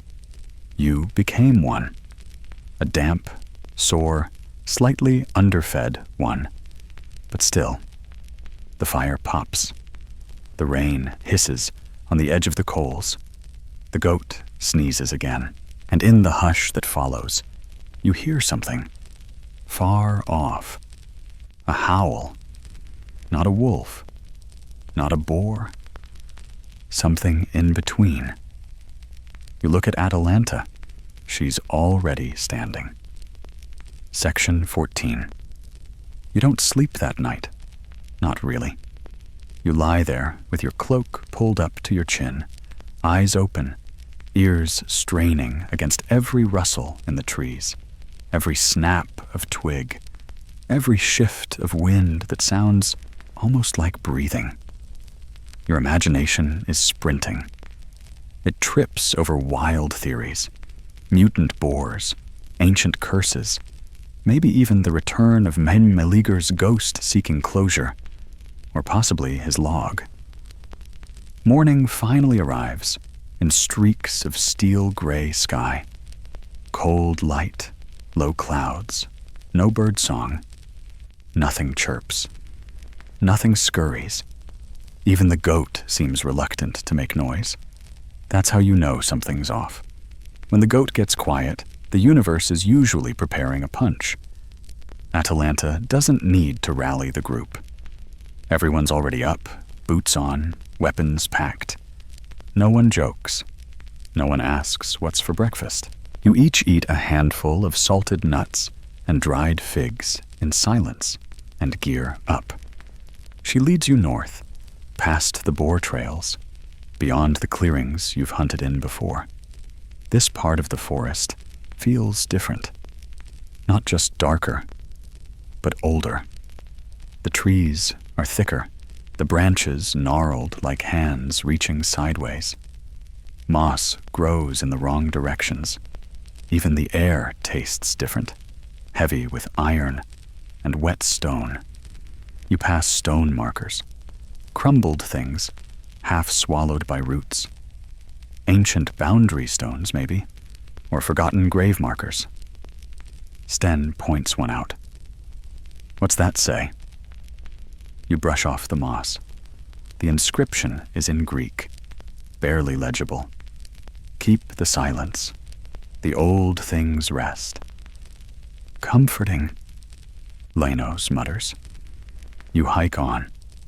Hours pass. The trail narrows until you're walking single file on damp earth that squishes underfoot. The light filters down in mottled patterns, and you lose track of direction. North, east, south, doesn't matter. You're somewhere deep, somewhere beneath the usual. That's when you find the clearing. It's not like the others. No signs of animal bedding. No broken twigs. It's clean.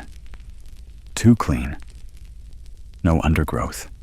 Just dark, wet soil and a single massive tree at the center. Gnarled, blackened. Bark twisted like rope. You stop at the edge. What is this place? Makar whispers. Atalanta doesn't answer. She steps forward slowly, crouches near the roots. You join her, and you see them. Tracks. Not just boar. Something else.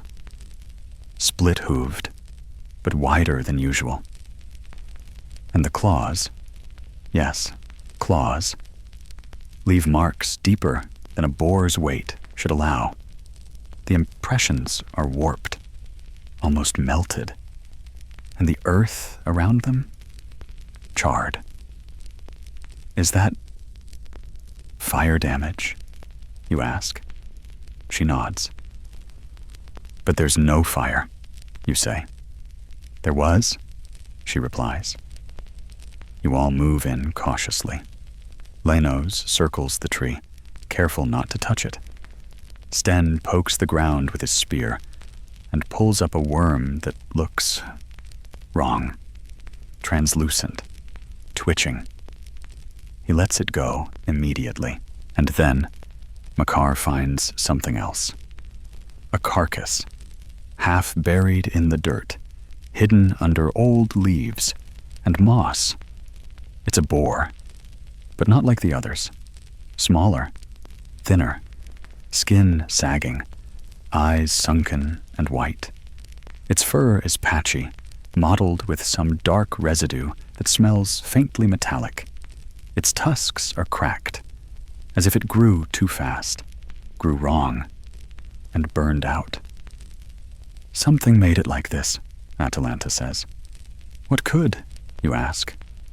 She doesn't speak for a long moment. Then she says, quietly, I don't know. You poke around the tree base.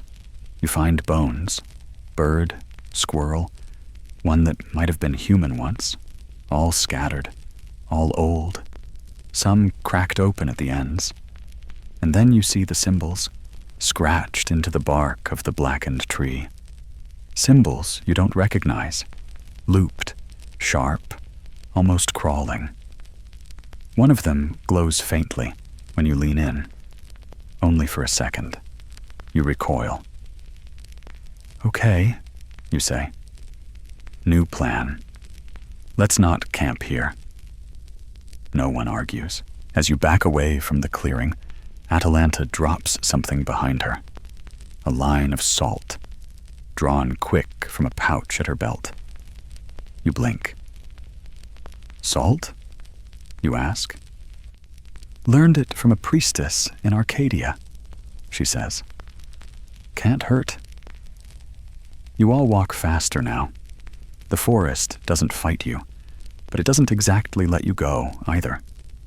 Branches tug your clothes. Shadows shift. Once, you swear you hear something walking beside you. But when you turn, there's only trees. You don't stop moving until you've crossed back over a narrow stream, and the air begins to feel breathable again. You collapse beside a fallen log. Everyone else does the same. Linos, pale, says what you're all thinking. "That wasn't natural." Sten adds, "That tree looked like it was waiting." And you? You say nothing, because your mind keeps circling back to those tracks, that sick boar, the glowing symbol, and one terrible, persistent question. If the gods didn't send that, who did? That night, the fire is built. The camp perimeter is doubled. Even the goat is on edge. He keeps staring into the trees, as if something's just out of sight. You dream again. But this time, it's not a pig in a toga. It's fire. Bark peeling back like skin. Eyes in the shadows. A voice that sounds like dry leaves, whispering your name. You wake up before dawn, sweating, despite the cold. Atalanta's already awake. Of course. She looks at you. "We're not done," she says. You don't even argue anymore. Section 15. You leave before the sun is fully up, slipping through the mist like something hunted. The forest is wet again, not from fresh rain, but from that eerie dew that clings to everything, like it's been waiting for skin. Your cloak is damp within seconds. The air smells like cold stone, and something sharper, like burnt cedar and old copper. No one says much. Makar has his spear out early. Lanos grips his sling so tight, his knuckles have turned ghost white. Even Sten, who usually can't go 3 minutes without a joke about figs or goats, is quiet today. You glance at Atalanta. She moves like always, silent, steady, one step ahead. But there's something in her eyes now. That narrow squint. Not fear, not exactly, but calculation. Like she's adding up pieces of a puzzle that don't quite fit. And she's running out of time. You keep going. Past the stream you crossed yesterday. Past the old boundary stones. Past a clearing that now has fewer animal sounds than it should. The forest feels thinner and thicker at the same time. Too much shadow. Not enough wind. Atalanta stops. You all nearly bump into her. "Tracks," she says. You peer down. She's right. Boar prints. Deep. Pressed hard into the mud. Fresh. But not alone. Something else beside them. Not quite hoof. Not quite claw. Long, curling marks, like something was dragging toes or talons through the dirt. And in some places, scorch marks. Not fire, but heat. Something that scalded the earth where it passed. "What is that?" Sten whispers. Atalanta doesn't answer. She just starts following. You follow too, because that's what you do now. You don't argue. You just go. The tracks lead deeper, curling in and out of ravines, across slippery, moss-stained rocks, down through gullies where the trees grow in broken, warped shapes. Places that make your stomach turn even before you step into them. Places where the light bends wrong. Eventually, you come upon another clearing. But this one's not empty. It's a farmstead, or what used to be one.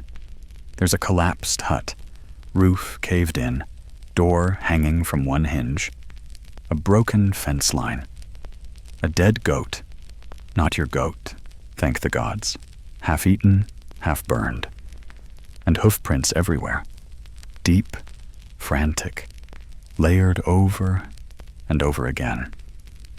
Linos kneels by the charred goat. Not wolves. Not boars, either, Makar adds, pointing to claw marks on a nearby tree. You approach the hut. There's something hanging above the door. A charm made of twigs and twine, bound with red-dyed feathers. You recognize it. A ward. Rural magic. Protection against spirits, curses, wild things. It didn't work. Inside the hut, the floor is littered with shattered pottery, a burnt blanket, and a single wooden toy shaped like a horse. There's no sign of people. You turn to Atalanta. She's staring at the trees. They're spreading. Who? You ask. She points beyond the farmstead. You squint. And there, just beyond the outer fence, you see it. Not a boar, not even an animal. A shape. Humanoid. Bent. Long-limbed. Skin like bark. Cracked and blackened. No face. Just a suggestion of one. And two sunken pits where eyes should be, glowing faintly orange. It doesn't move. It doesn't need to. Your heart freezes. Sten breathes. What is that? Atalanta says, very softly. Don't look at it too long. You don't. When you glance back, it's gone. You want to say it was just a shadow. A trick of fog and fear. But the burn in your chest tells you it wasn't. You all back away from the farmstead. No one talks about what they saw. There's no word for it yet. No name. And maybe that's worse. Back at camp, hours later, everything feels smaller. The fire crackles, but no one sits too close. The goat bleats softly, and then goes dead quiet again. Atalanta paces the perimeter, knife in hand. You find yourself asking a question you haven't thought about in days. What if this isn't just a hunt? What if it's a war? And not one you can win with spears and arrows. You lie back on your bedroll, stare at the stars, half hidden behind the trees, and whisper the name that started all of this. Artemis. No reply. You try another. Zeus. Nothing. Apollo. Still nothing. The gods have gone quiet. And in that silence, something else is speaking. Not in words, in claw marks, in burnt soil, in nightmares.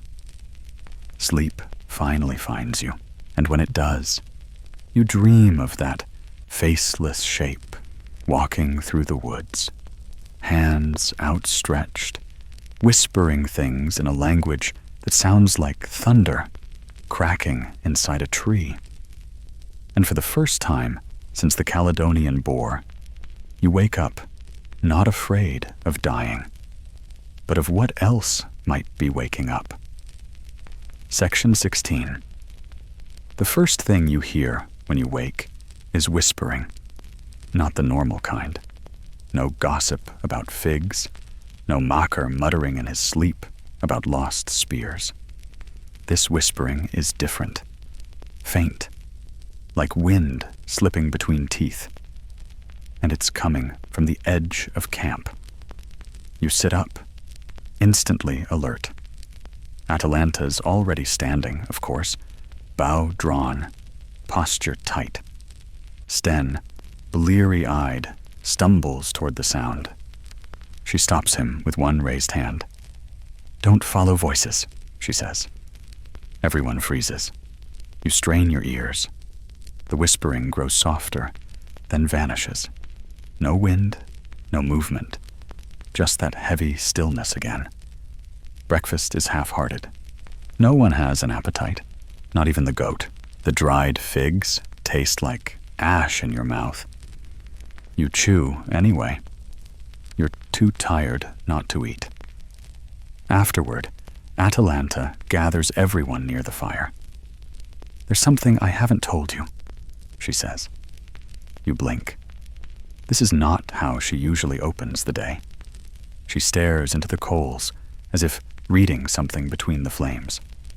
"When I first joined the hunt for the Caledonian boar, I didn't go just for the glory, or to prove anything. I had dreams. Dreams of fire, of a pig-shaped shadow, but larger than anything born in the wild." She looks up. "But in those dreams, it wasn't the boar that scared me. It was what came after." You feel something shift in your chest, a memory rising, of standing over the fallen boar, steam rising from its corpse, and that lingering feeling that the forest itself wasn't finished. "I thought it was just fear," she continues, "or the gods playing games.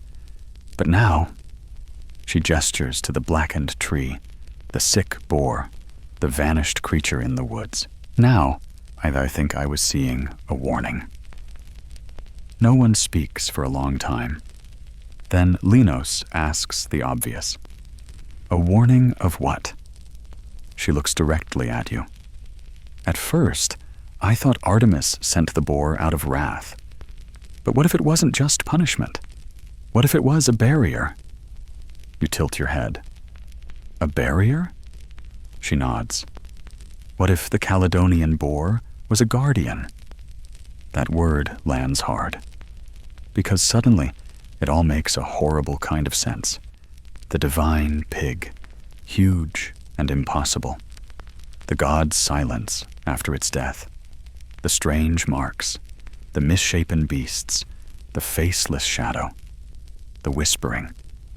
You remember the old saying, sometimes monsters are chained to keep worse things out. You killed the guardian, and now something is coming through. You glance around. Sten's gone pale. Makar won't meet your eyes. Linos is clutching his sling like it's a prayer bead. "I think," Atalanta says softly, "we opened a door." And you remember the inscription on that mossy boundary stone. "Keep the silence. The old things rest." But you didn't keep the silence. You threw spears and shouted and wrote songs. You sang about victory. And now something heard you. The rest of the day is preparation. But not for hunting. For defense. Atalanta teaches you how to make perimeter signals. Hanging bones that rattle when disturbed. Thread traps that snap under motion. You gather firewood, salt, anything that can be burned or blessed. She draws a symbol on the ground in charcoal, one of the old ones. She won't say where she learned it. You don't ask. That night, no one sleeps. You take turns keeping watch. During your shift, you sit near the fire, back to the others, spear across your knees. The woods are still. Too still. You scan the tree line, but all you see are shadows. Then the whispering starts again. Not far. You try not to move. It's not wind. It's speech. Faint. Wrong. A voice made of rustling leaves and scraping stone. Then something steps just inside the edge of the firelight. You don't breathe. It's not the faceless shape from the farm. It's taller, wrapped in fur and ash, horns curled back like melted tree limbs. No mouth, no eyes, just emptiness under a hood of smoke. And it speaks, not aloud, but into your head. The guardian is dead. You freeze. The roots are bleeding. You grip your spear. She opened the gate. And before you can shout, before you can even scream, it vanishes. The trees sway. The fire flares. And the others wake in a panic. You're shaking. Hands cold. Breath short. You try to speak. But all you can manage is, "It talked to me." Atalanta rushes over. "What did it say?" You repeat the words. She goes still. You see it.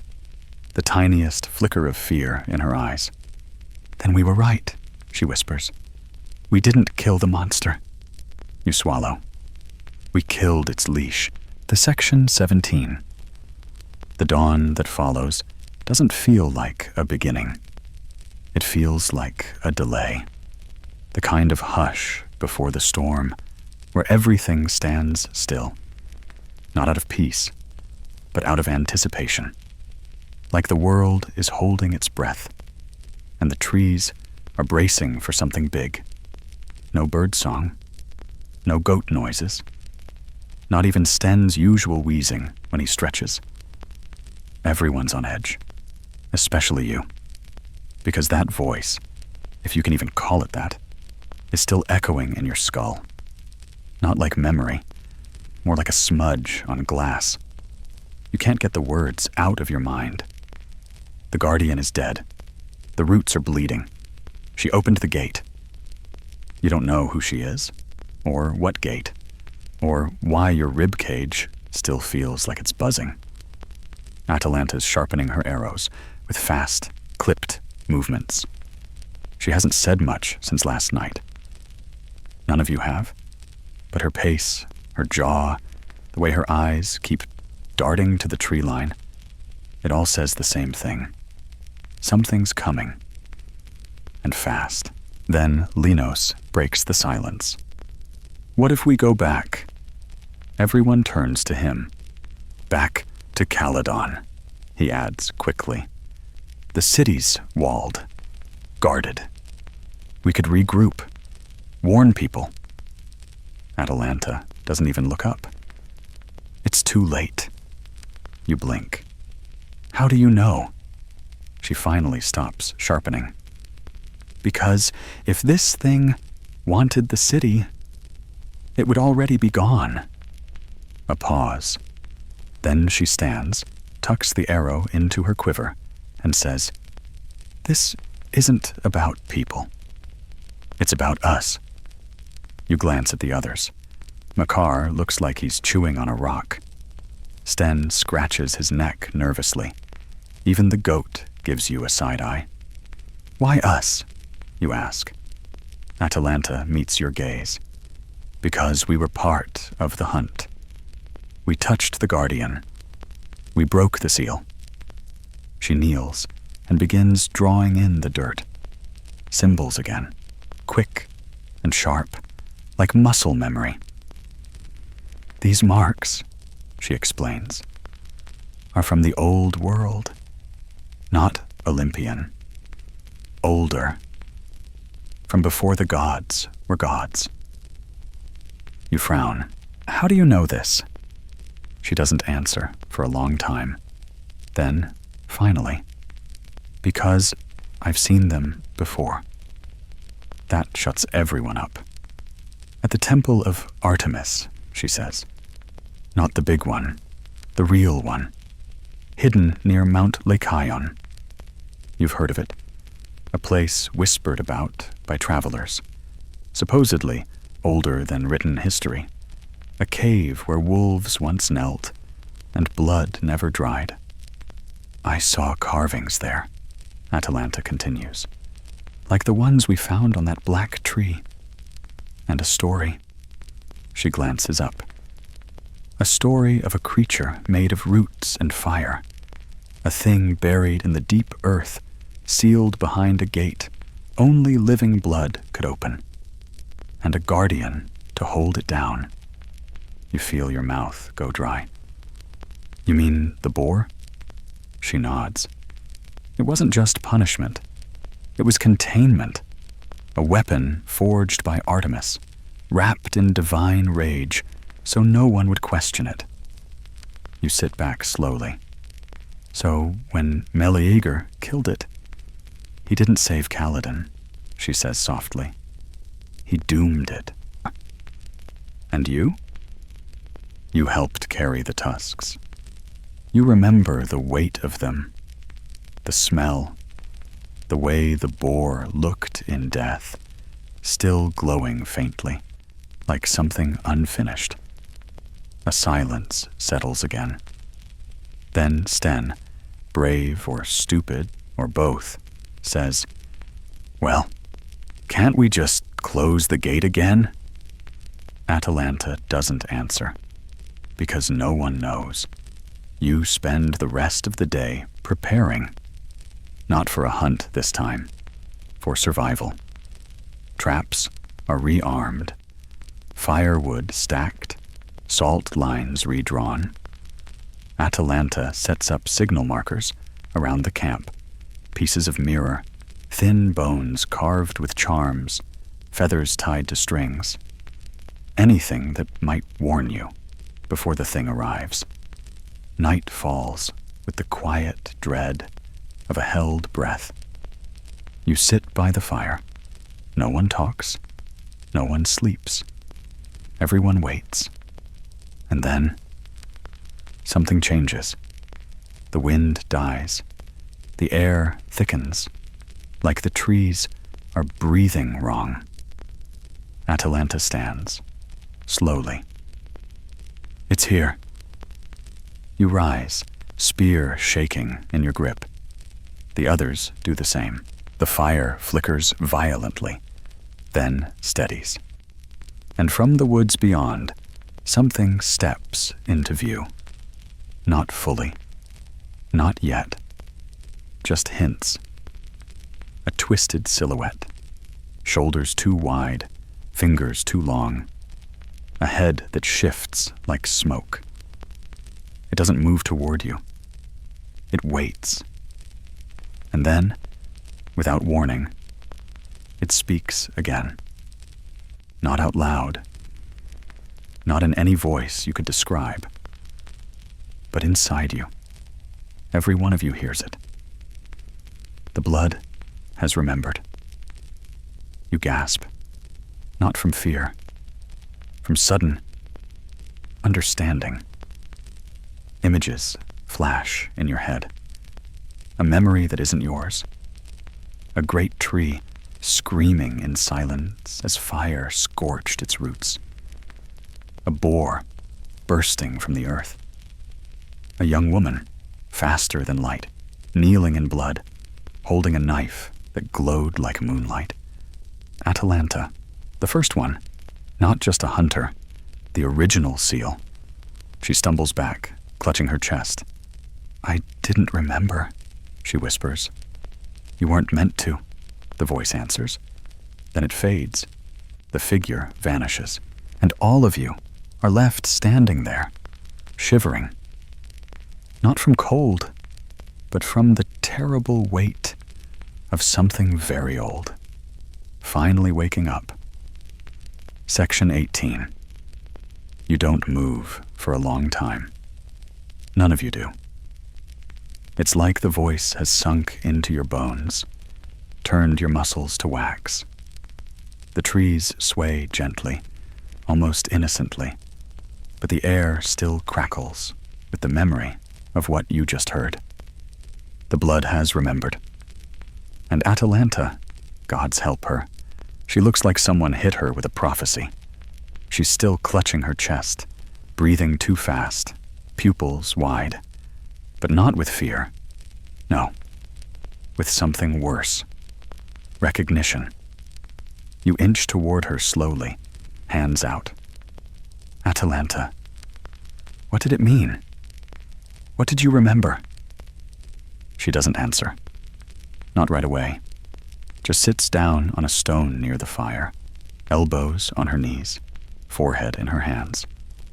And then, quietly, without any of her usual armor, she says, I was part of it before. The rest of the group closes in. Not too close, not with weapons drawn, just listening. I don't mean me, she says, shaking her head. Not like that. But I remember something that wasn't mine. A life, maybe. A piece.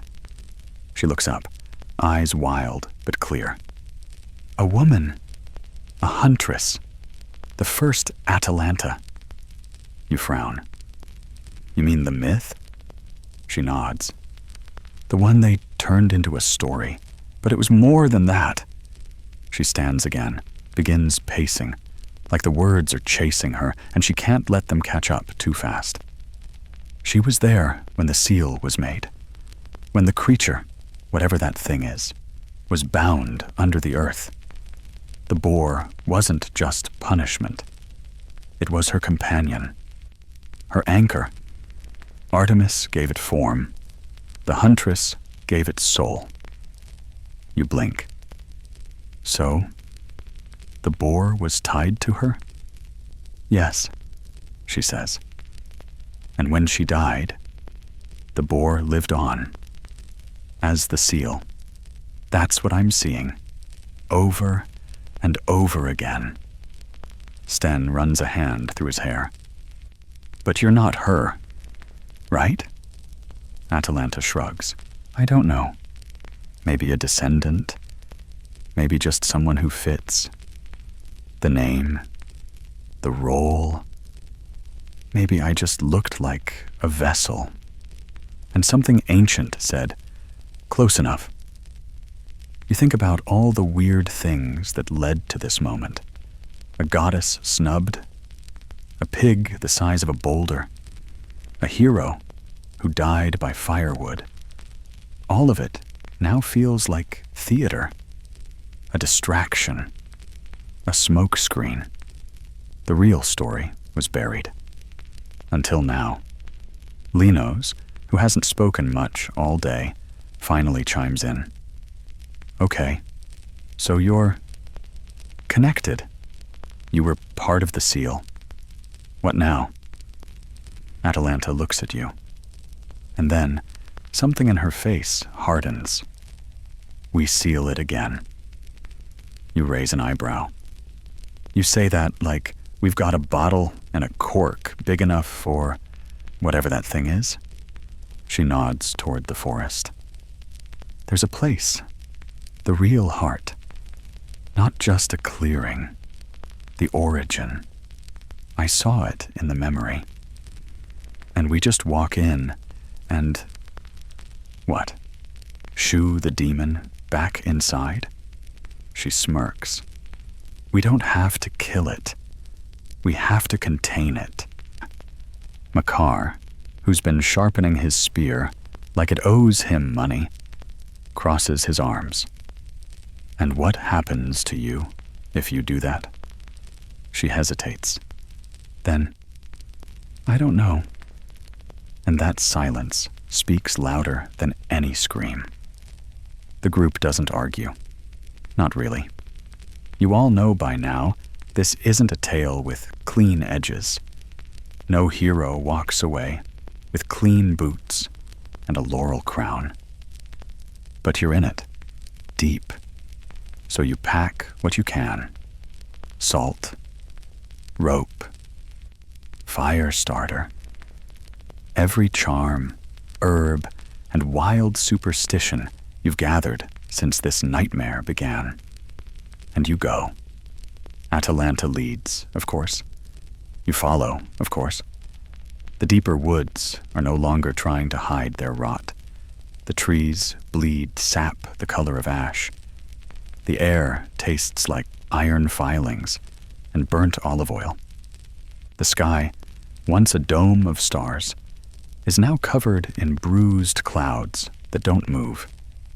After a few miles, you hear the first whisper, then another. Not words, just invitation.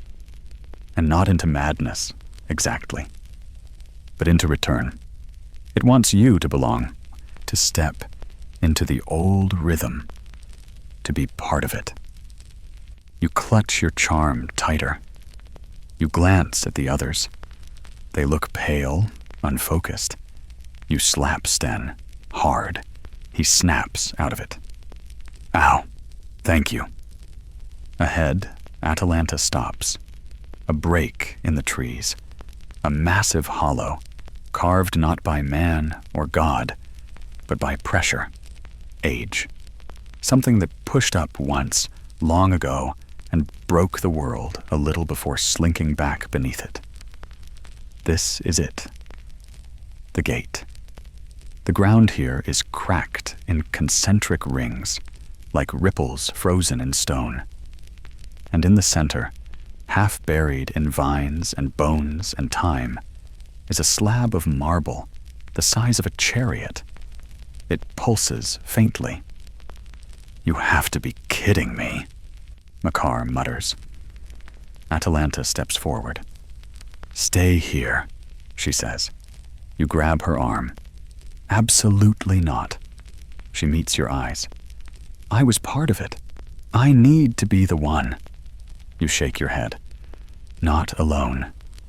And for once, just once, she doesn't argue. You all step into the hollow together, and the slab begins to glow. Section 19. The light is pulsing beneath the stone like a heartbeat.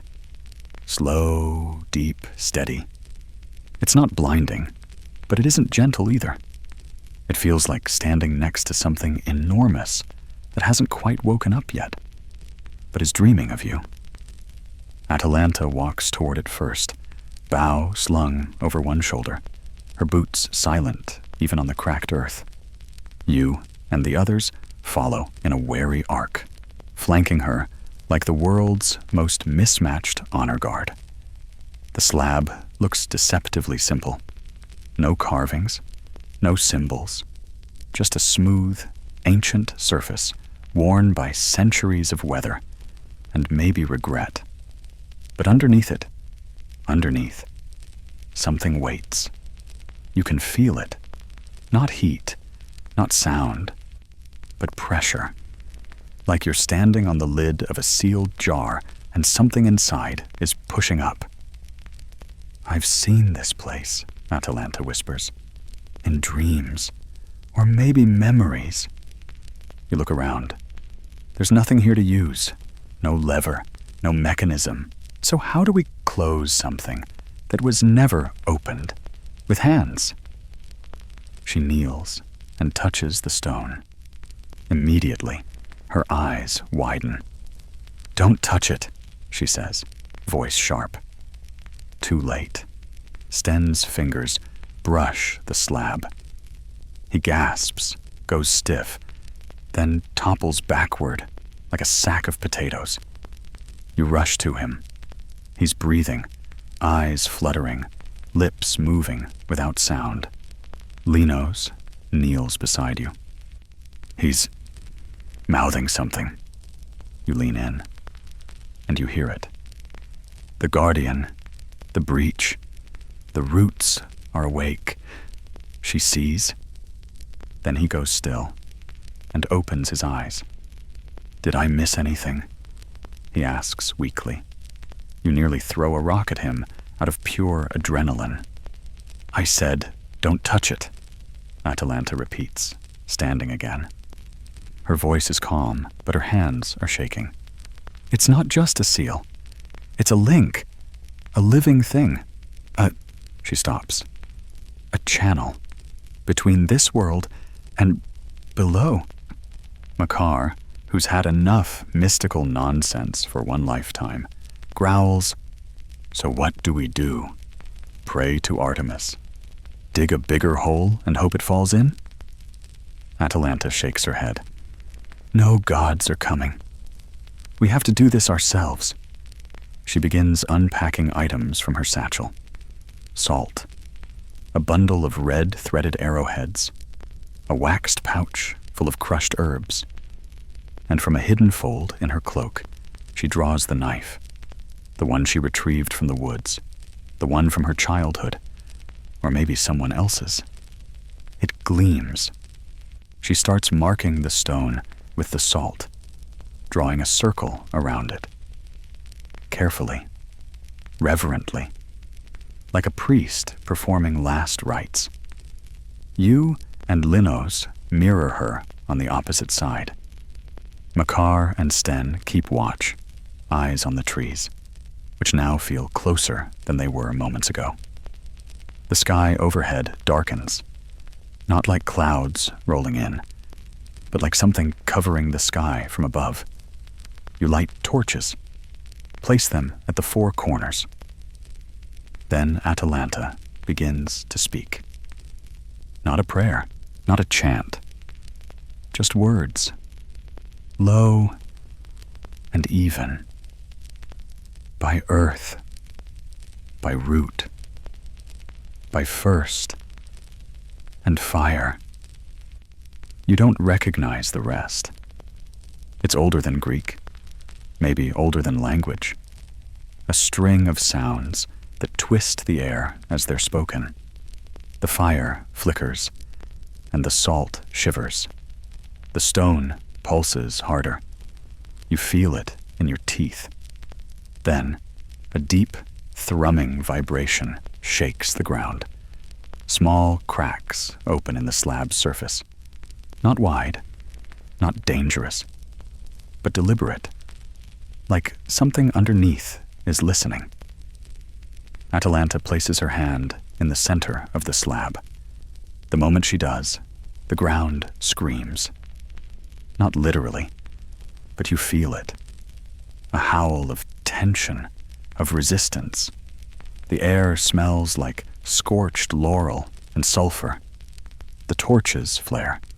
A wind spirals up from below. And then you hear it again. She opens. Not a whisper this time. A statement. All five of you stumble backward. Atalanta staggers, still touching the stone. It's reacting to me. It knows me. You rush toward her. Then let go. I can't, she gasps. I'm part of the seal now. Linos pulls at her shoulders. You don't have to do this alone. But she's not hearing him anymore. Her eyes are glassy, locked on something far away. She's seeing through me, she says. Who is? Atalanta's voice drops to a whisper. The other one. The first.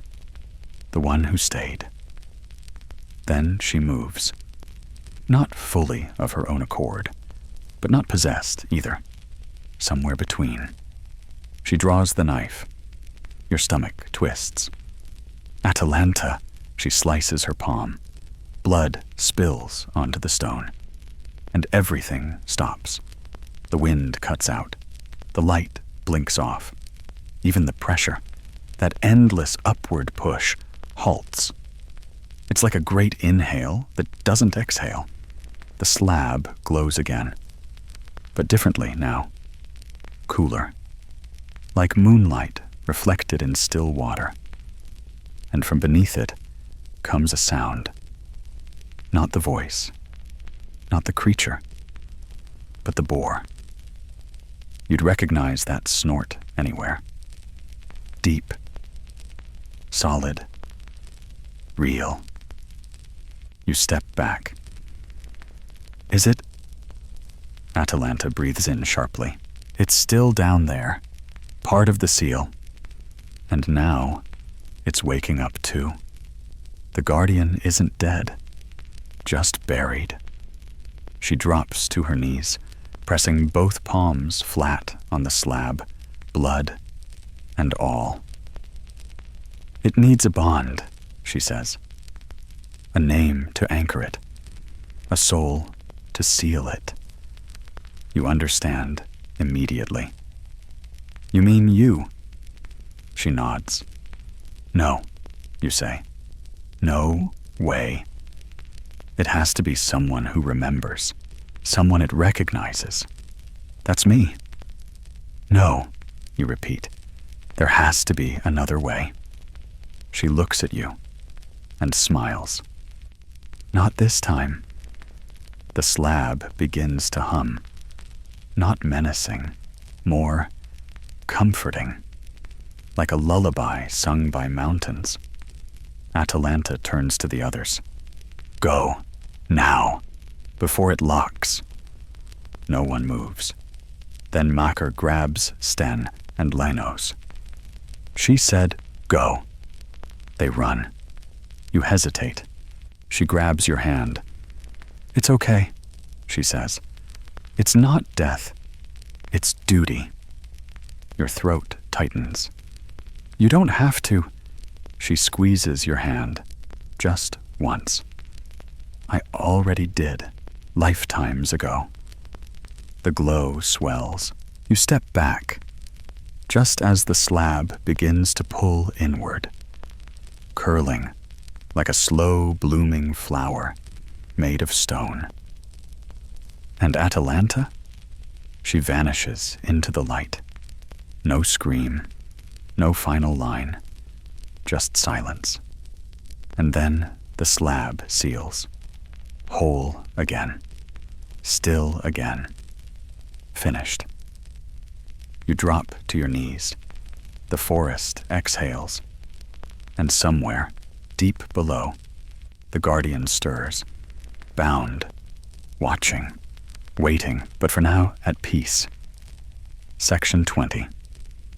The first breath you take after the seal closes feels wrong.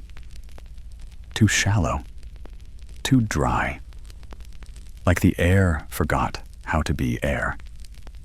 You sit there in the hollow, hands trembling, legs numb, heart doing a frantic drum solo against your ribs. The slab, perfect again, smooth and gray, rests in the earth like nothing happened. No cracks, no glow, no whispering. Atalanta is gone, and there's no sign she was ever there at all. You wait for a voice, a sign, a last-minute miracle, anything. But the woods stay still. Eventually, the others return. First, Makar, storming in like a man ready to fight whatever still breathes. His spear drops when he sees your face. Then Linos, slower, cautious. He kneels beside you without a word. Finally, Sten appears, eyes red, hair full of twigs, goat in tow. The goat gives you a low, sad bleat. You nod at him. He seems to understand. You tell them what happened. Some of it. Not all of it.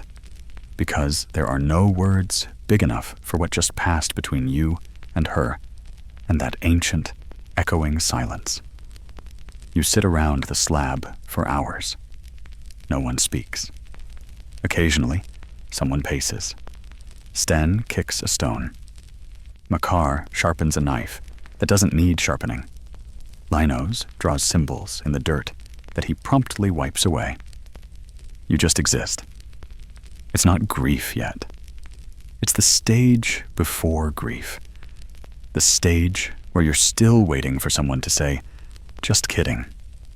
The trees around the hollow are quiet now. Not dead. Not afraid. Just resting. Like the forest finally sighed, you wonder if Artemis knows. You wonder if she cares. Then, slowly, the light starts to change. the sky brightens, not dramatically, just a soft shift. The bruised clouds peel back. Sunlight filters in through the trees. For the first time in days, you see actual blue overhead. And something else, too.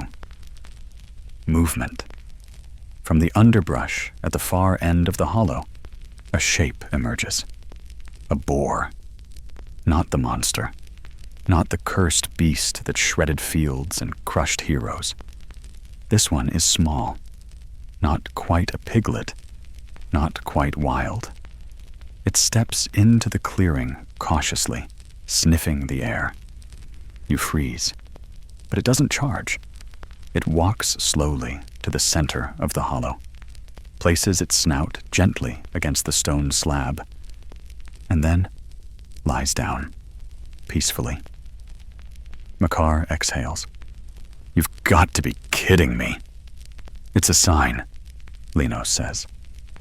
A sign of what? Makar growls. You finally speak, voice hoarse. That the seal worked. The boar stays curled up there, chest rising and falling, a watchful little sentinel. You step forward, carefully. One step, then two. It doesn't flinch, just watches you, calm, steady. Something in its eyes looks familiar, not human, not magical, but knowing. You sit beside it, slowly, cross-legged on the dirt, and for the first time since she vanished, you smile, a small one, the kind you don't even realize is happening until it's already there. The others gather too, hesitantly, like they're not sure what they're allowed to feel. You think it's her? Sten asks, voice barely above a whisper.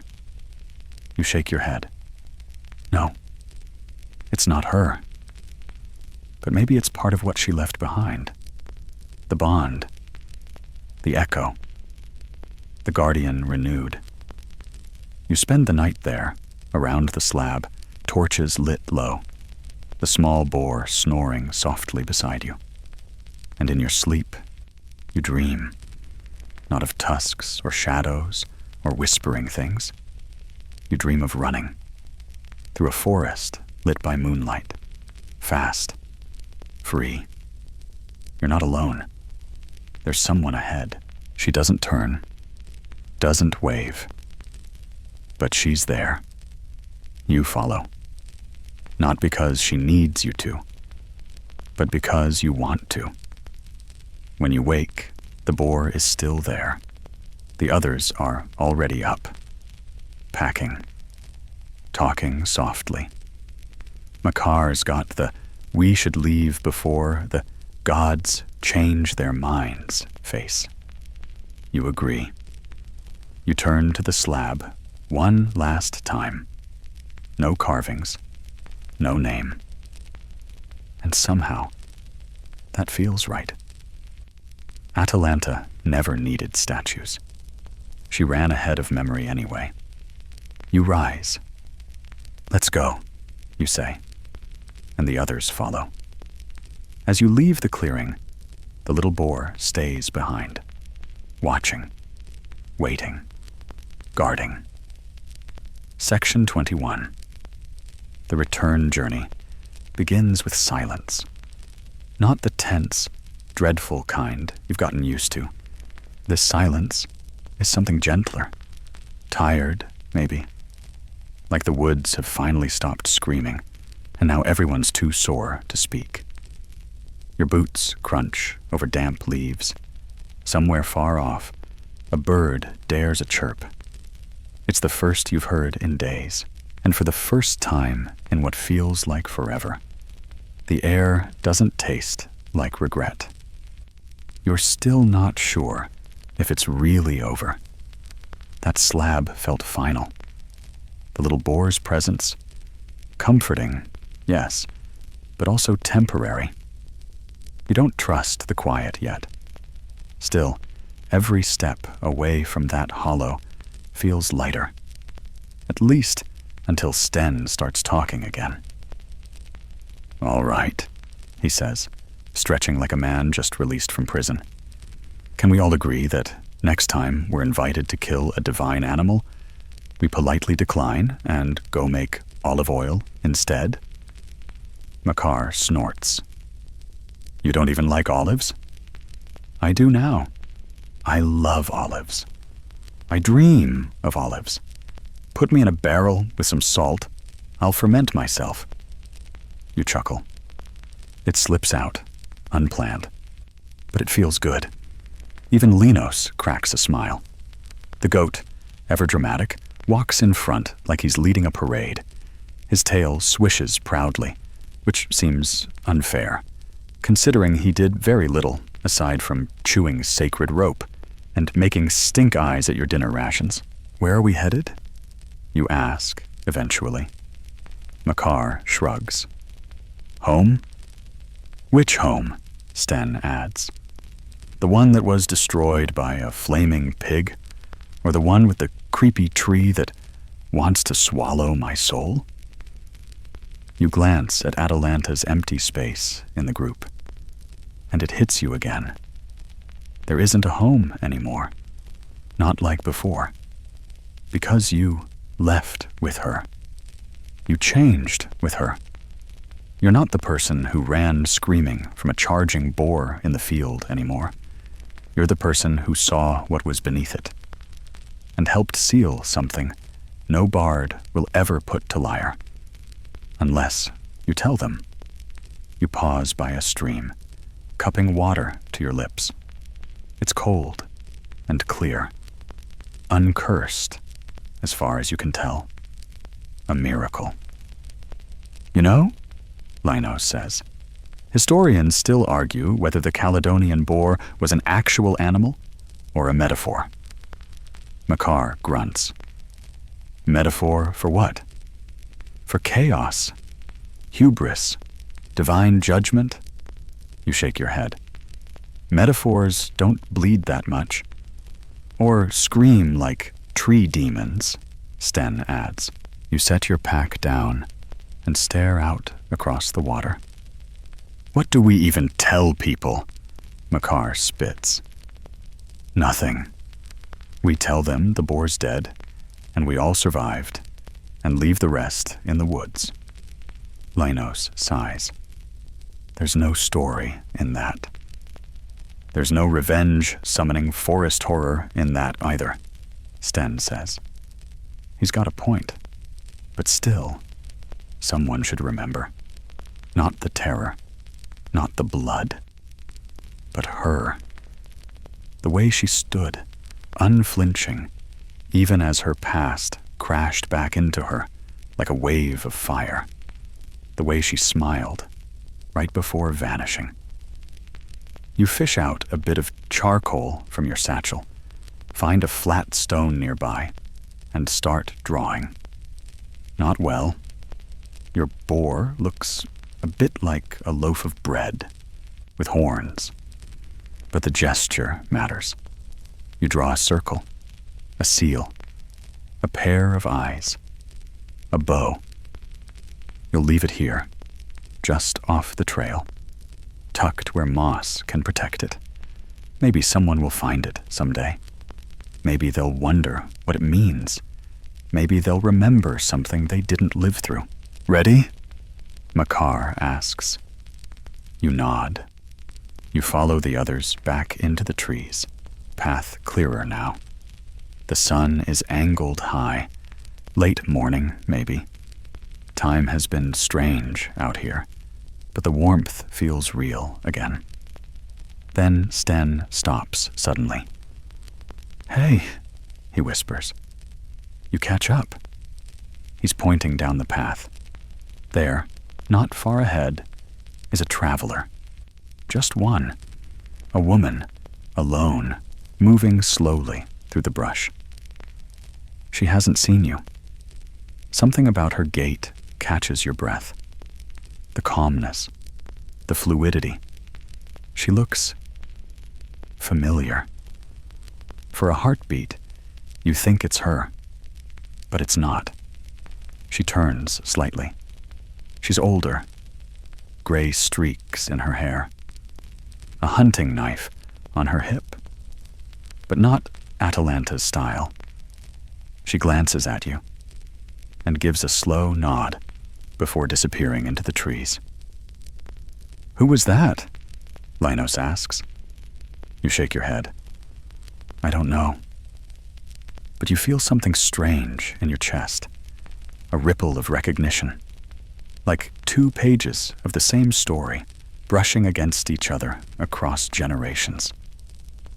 She's gone, but you know now there are others out there who've touched the edge of myth, who've stood on slabs and heard the hum of something buried too deep to name.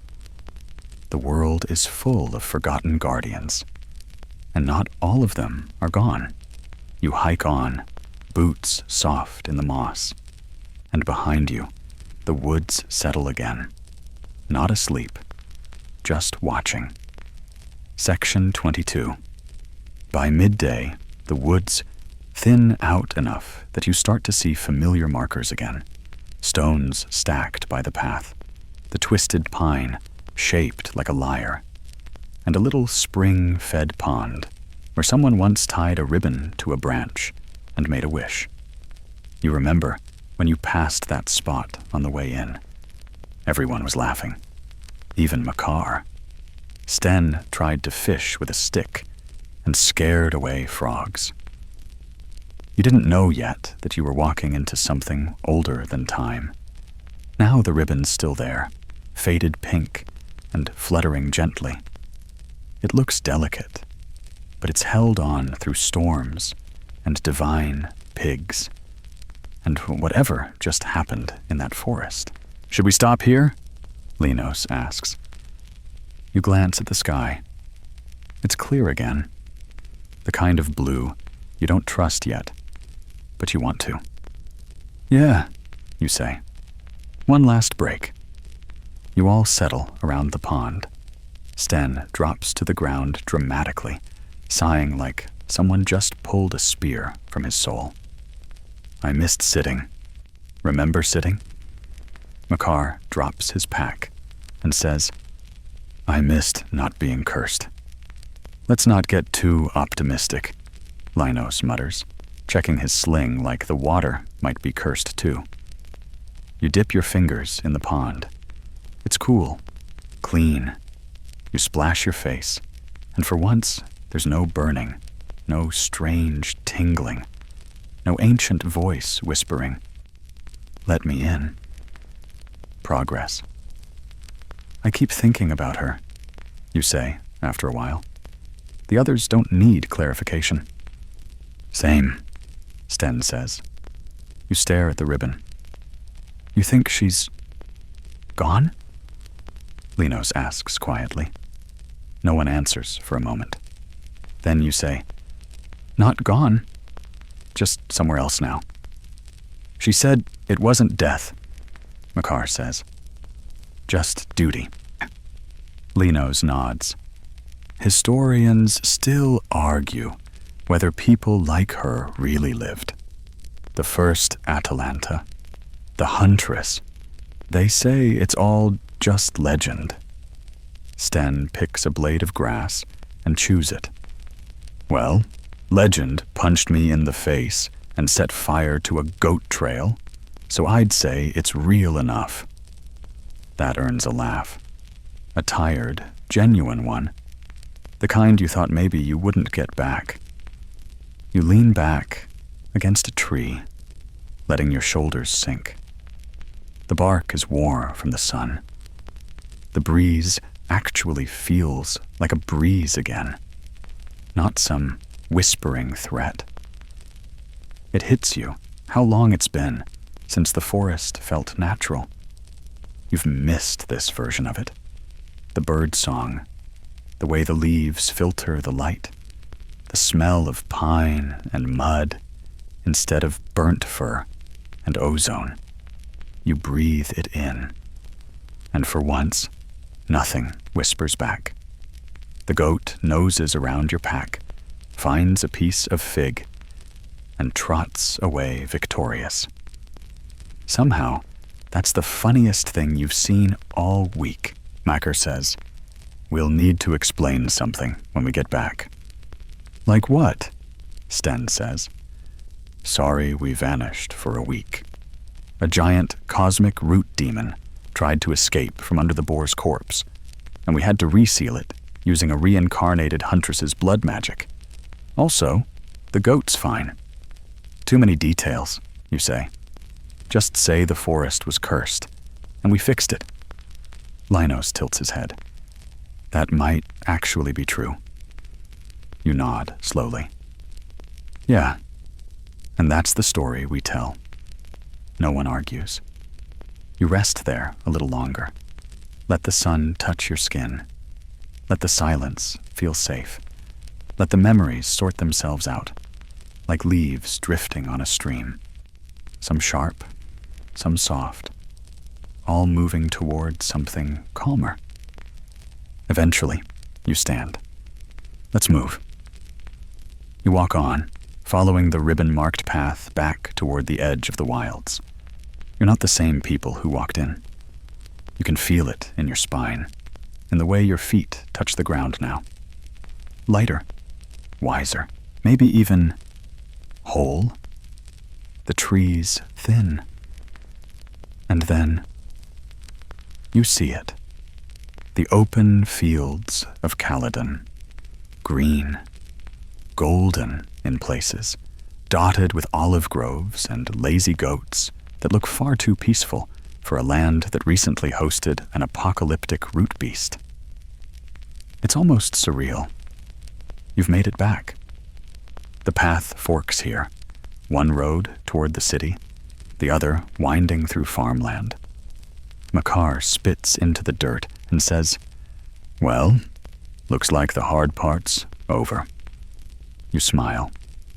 You want to believe that, but something deep in you, the part that stood at the slab and heard a dead boar breathe, knows better. The hard part? That was just the prologue. Still, you step forward, one foot, then the next, because life doesn't wait for you to be ready, and neither do legends. Section 23. The city doesn't celebrate your return. There's no crowd at the gates, no triumphant music, no flower-strewn streets or girls hurling olive wreaths at your feet, which is probably for the best, because if there had been fanfare, you're not sure how you'd have explained the smell of charred boar fur still clinging to your cloak, or the 1,000-yard stare you all share. The guards at the city wall barely look up when you pass. One squints at you and mutters, "Weren't you with that Caledon hunt?" Makar shrugs. "Still am." The guard nods slowly, as if that answers anything, and goes back to chewing whatever suspicious leaf he's got jammed in his cheek. You step into Caledon and blink at the sudden return of noise. Carts rumbling over stones, vendors shouting about olives and fish, kids chasing each other with sticks and reckless glee. Normal life. It feels fake, like a stage play someone forgot to update. Did nobody notice the giant death wave that almost erupted from the woods? Sten asks, eyeing a nearby fig merchant. Linos frowns. Maybe it didn't reach this far. You look at the sky, the air, the people. There's no sign of the corruption that haunted the deeper forest. No black trees, no whispering winds. Just goats and sunshine, and a man trying to sell you honeyed cheese out of a questionable basket. "I don't like this," Makar mutters. "Why?" you ask. "It's peace." "Exactly," he says. "Too much of it. You shake your head. The gods don't always leave footprints. Sometimes they wipe the stage clean after the curtain falls. You and your little group split up for a while. Everyone has their own people to check in on. Makar disappears into the smithy quarter to report that, yes, his cousin's spear is lost forever. Lenos goes to a small shrine to ask the gods for a refund. Sten takes the goat to find water, and maybe a few ears to retell the story. With improvements, of course.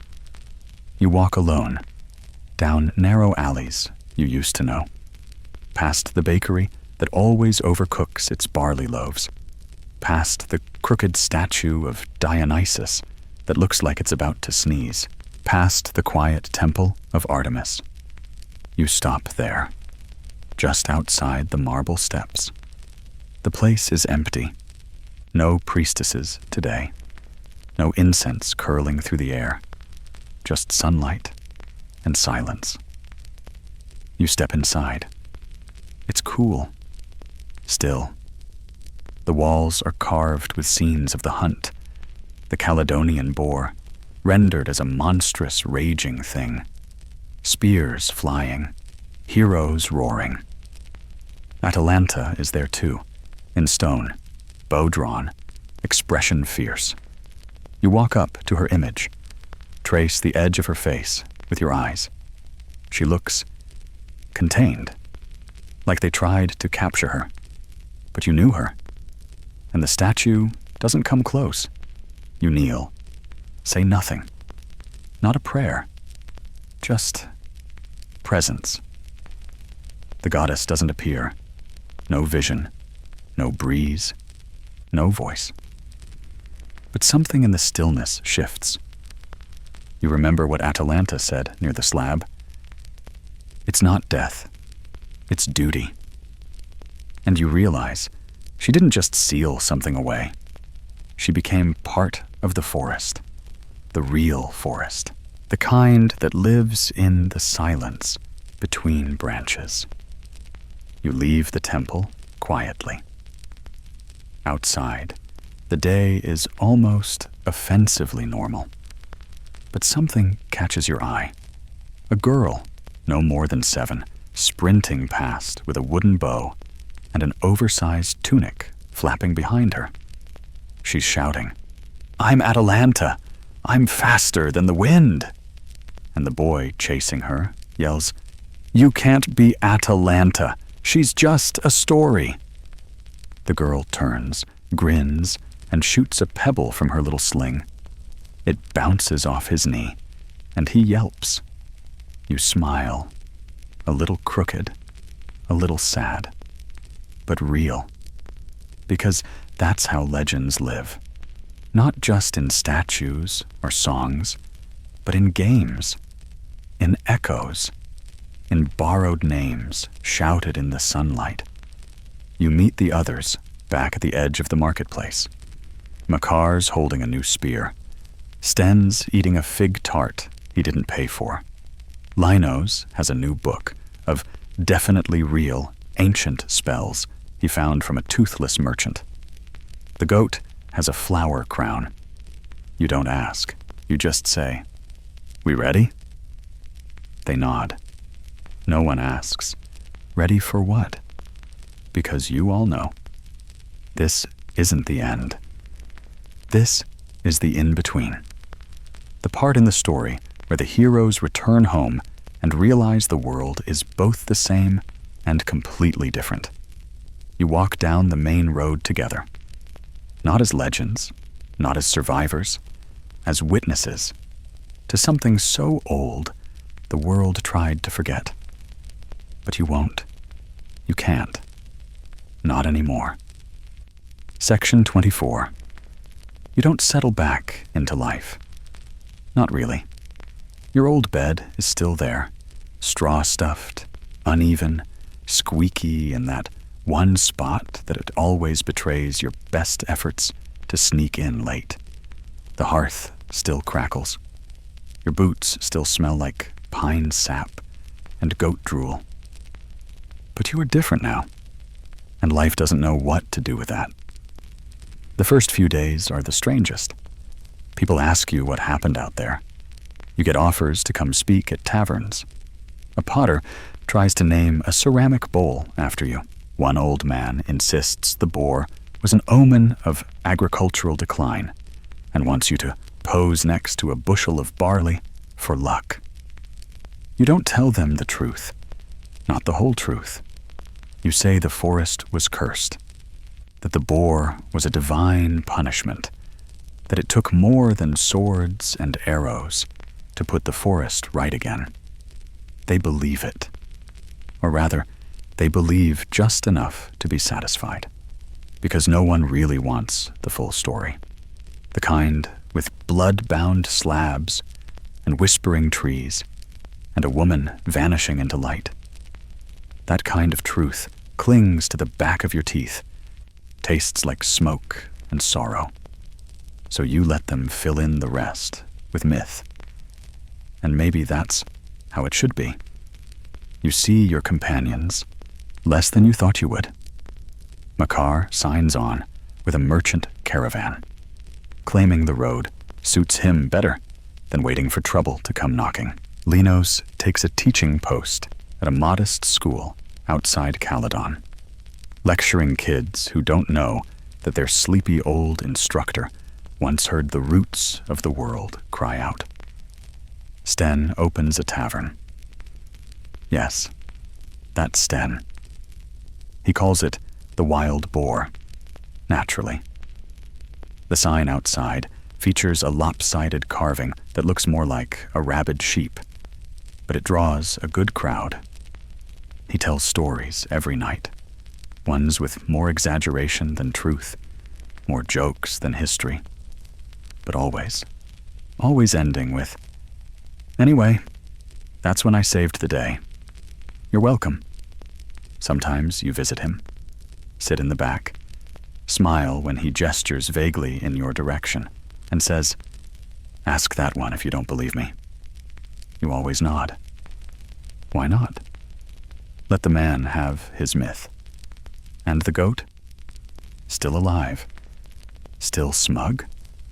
Now the tavern's unofficial mascot. Last week, it ate a scroll someone left unattended.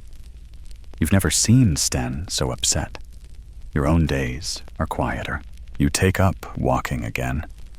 Not into cursed woods or divine danger, just into the edges of things. You visit the stream with the faded ribbon. You sit near the old temple. You bring offerings to the boar statue in the city square, not because you think it needs them, but because it deserves them. Sometimes you hear rumors of strange shadows in distant forests, of hunters disappearing, of wild pigs behaving oddly in mountain villages. You listen, but you don't chase every whisper. Not yet, because whatever was sealed, it's sleeping now. And you know better than anyone, waking things before they're ready never ends well. But then one morning, you wake from a dream, a familiar one, running through trees, moonlight overhead, the hush of old leaves beneath your feet, and a presence ahead, not quite visible, not quite gone. She doesn't turn. She never does. But you follow anyway, just as before. You sit up, blinking in the early light, and feel something in your chest stir. Not dread, not grief. Readiness. You dress. You lace your boots. You grab your spear. And you don't tell anyone where you're going. Because some paths aren't meant to be explained. Some journeys begin before words, and you're already walking. Section 25. Your feet take you northwest, away from Caledon. toward low hills where olive trees thin out and the land begins to breathe differently. Older, slower. The sun is behind you. The wind is light and smells like thyme and distant rainfall. And though you don't quite know why you're going this way, you know it's the right way.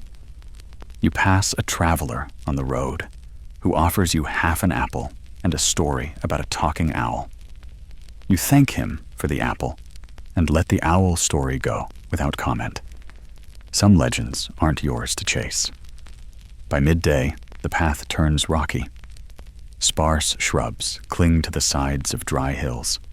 The ground underfoot shifts from earth to stone, and your shadow stretches long and lean in the pale light. That's when you see it. A single tree, gnarled, wind-beaten, but alive, growing sideways out of the stone, like it refused to lie down, even when the mountain asked politely. You don't approach right away. You circle, slow. Something about the roots catches your attention, twisted around a shape in the stone. It takes you a moment, but you recognize it. A broken boundary marker, like the one you saw back at the farm. The inscriptions worn away. You crouch beside it. Your fingers brush the stone. It's cool to the touch, but it doesn't hum. No whispers, no pulse. Just wait and silence. You sit.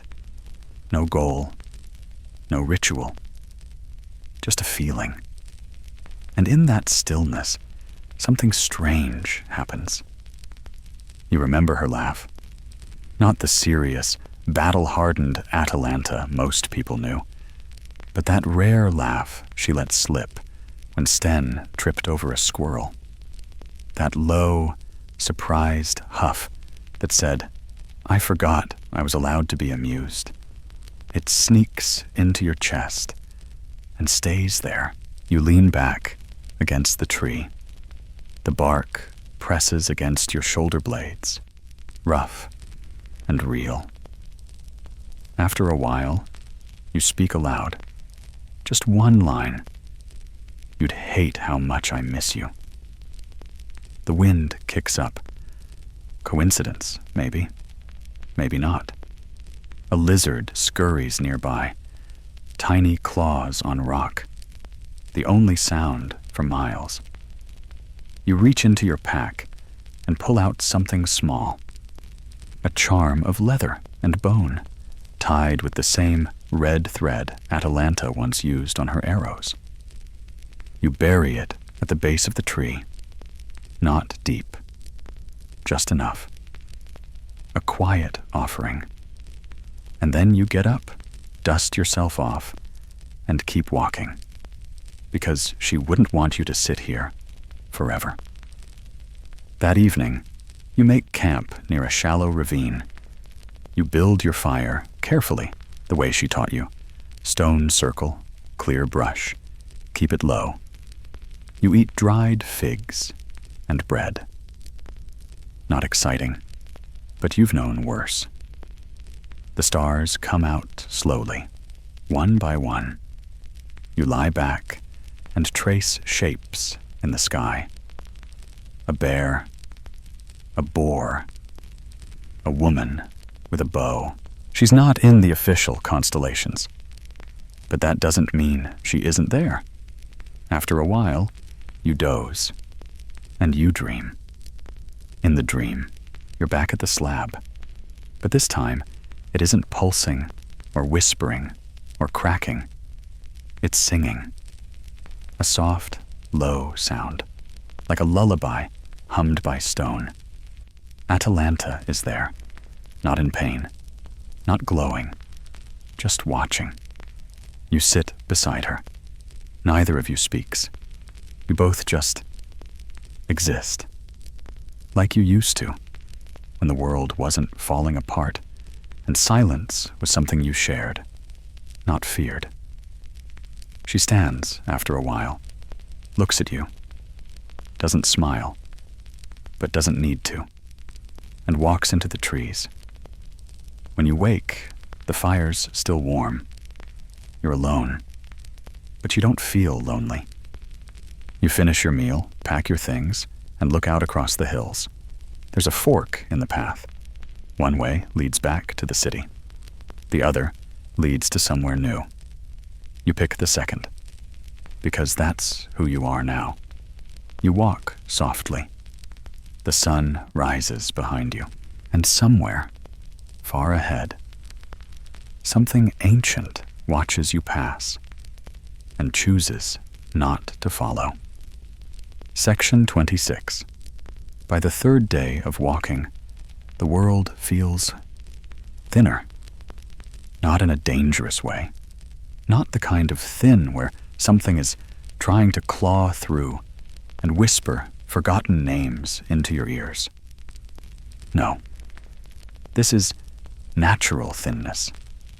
Like the boundary between the ordinary and the ancient has worn down here, rubbed smooth by time, wind, and stories. You've passed no towns, no travelers, only the occasional shepherd's trail, a tumble of bones that might have been goat or something bigger. And once, a stone bench half buried in moss that seemed far too elegant for the middle of nowhere. You sat there for lunch. It felt right. You're headed toward Mount Thermosos now, though not directly up its face. You've been circling its roots, following paths that aren't marked on any maps. Paths the old hunters used, the kind of paths that wind not where people want to go, but where people used to go, before they forgot what they were looking for. And then you find it. Not a cave, not a shrine, a door. It's built into the cliff face, nearly indistinguishable from the rock around it.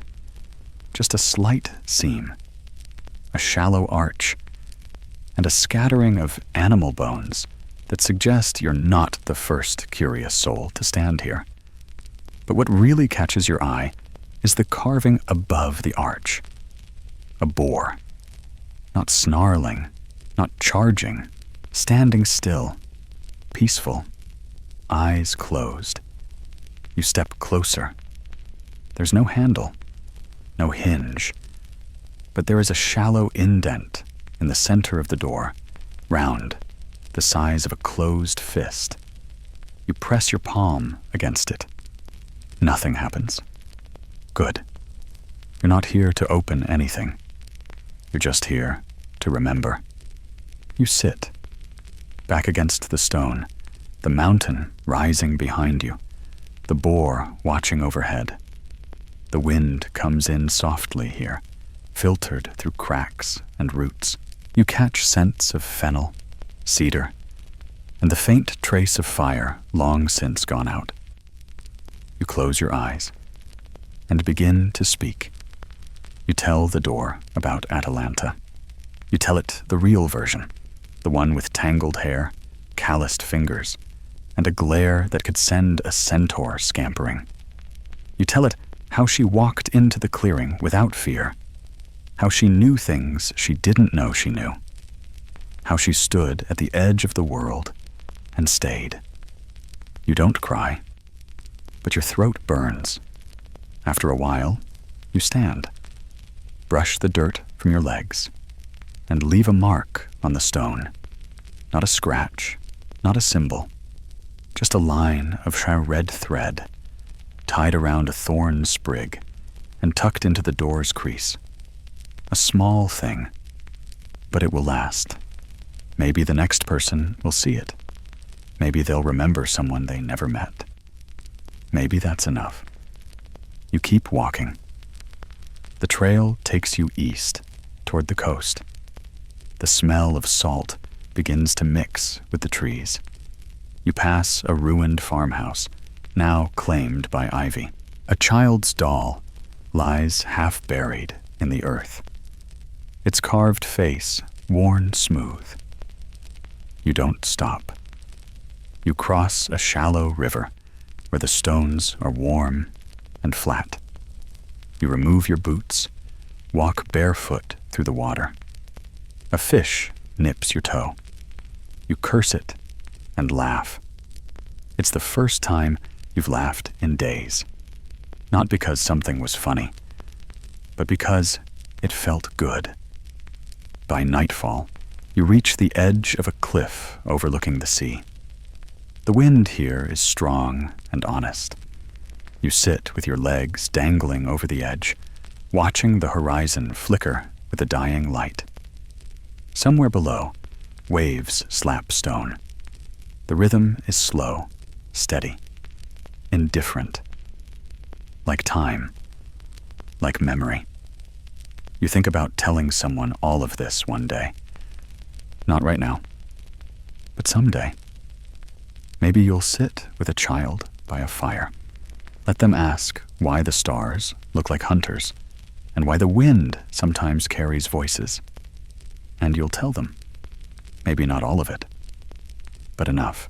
Enough to know the world is stranger, deeper, and kinder than they thought.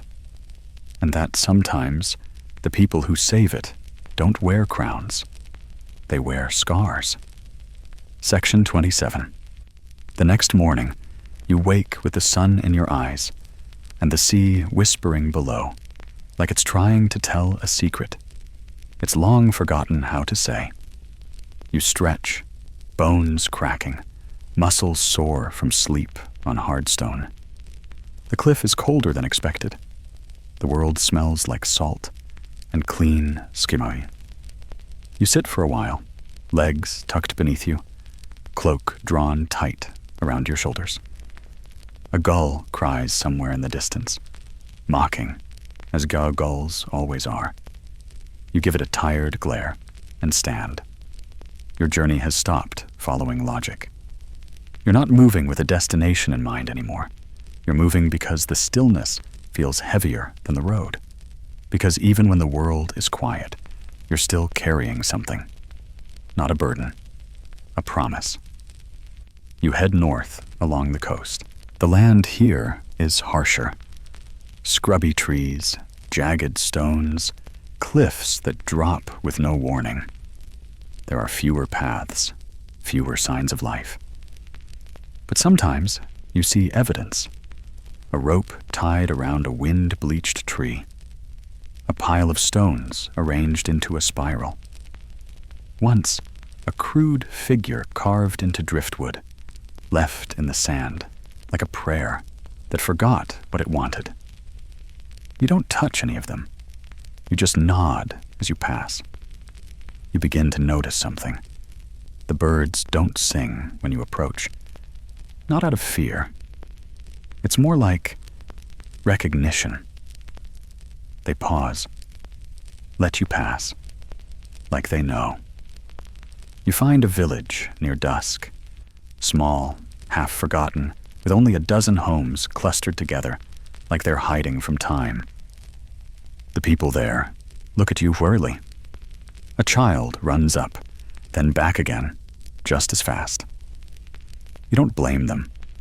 You look like you've stepped out of a story, and not the happy kind. A woman offers you bread without asking your name. You sit by her hearth that night. She doesn't ask questions. You don't offer answers, but she hums while she stirs lentils into a pot. And it reminds you of someone you never met. Your mother, maybe, or someone else's. When you leave the next morning, she gives you a pouch of salt and a sprig of rosemary. For the road, she says. You nod, and you bow, just a little. Because some kindnesses deserve that. You move inland again. The hills rise and fall like sleeping giants under blankets of heather. The sky is huge out here. Too big, really. You try not to look at it too long. It makes you feel like a small mistake in a very ancient plan. And then, one night, you see her again. In a dream, of course. She's sitting by a fire, same clothes, same braid. She's whittling a bit of wood into something that looks suspiciously like a goat. You sit beside her. She doesn't speak right away. Then, without looking up, she says, "You're not done." You blink. With what? The walking. You glance at the horizon. That much was obvious. She hands you the carved goat. "Not just the walking," she says, "the remembering." You turn the carving over in your hands. It's crude, rough edges. One horn is longer than the other. It's perfect. You look back up, and she's gone. You wake with the dawn, the carving still warm in your hand. Except, you don't remember picking up any wood the night before, and there are no trees nearby. You stare at it for a long while, then tie it to your belt and move on. The days that follow are quieter. The land flattens. Fields open up again, dotted with poppies and scattered sheep who seem unimpressed by your legend. You pass a group of herders who nod but don't speak. One of them hums a familiar tune, one Atalanta used to whistle when she was sharpening her arrows. You stop. He winks. You say nothing. Because some songs don't need an audience. They just need echo. Section 28. The road grows looser here, not less clear, just less committed. It forks more often, splits off into rabbit trails and forgotten wagon ruts, loops through olive groves and past low hills where the wind doesn't care which direction it came from. You follow instinct now, which is a nice way of saying you guess a lot. But somehow, you keep ending up in the right places. Take today, for instance. You crest a hill just as the light turns golden. And there it is, an abandoned temple, half swallowed by wild thyme and crumbling stone, nestled in a fold of land so quiet it might have fallen out of time entirely. You freeze, not out of fear, just respect, because this place feels like memory. The columns are cracked, one lying fully across the entrance like a sleeping sentinel.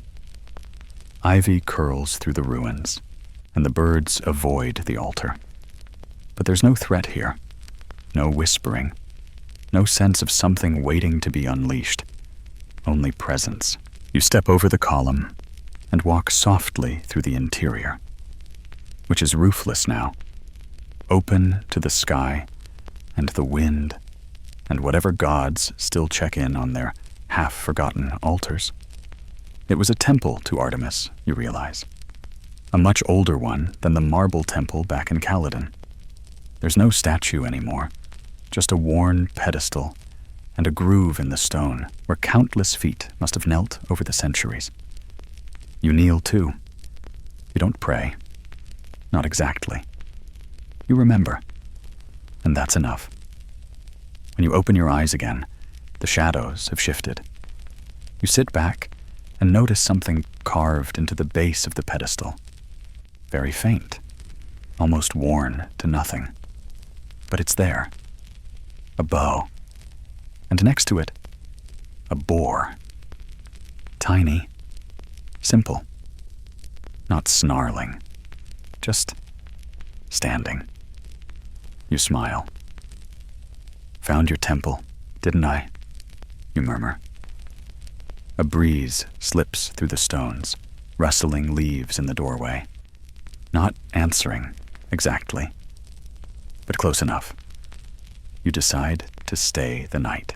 There's shelter from the wind near one of the old columns. You make a small fire, eat a handful of olives and bread that now feels almost ceremonial.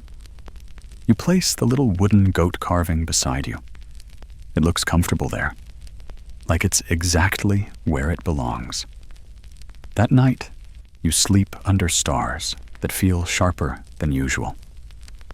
And you dream again, not of Atalanta this time, of the boar, but not monstrous, not twisted or cruel, just large and watching.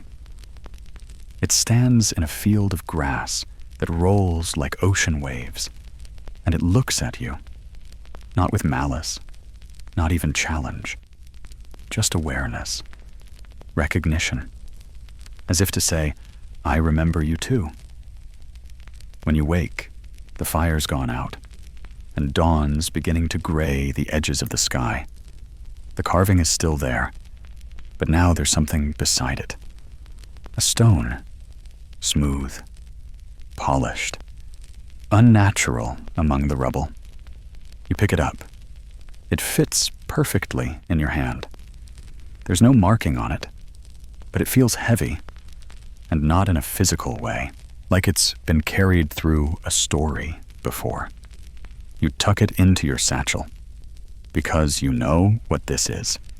It's a piece of the old world, one of the quiet ones, the kind that shows up when you've proven you're paying attention. You whisper a thank you to the empty temple and walk on. The path winds through thick brambles for a while. You have to duck, sidestep, curse a little. The goat carving snags once and nearly pulls loose. You fix it with a bit of red thread from your pouch. It feels like a ritual now.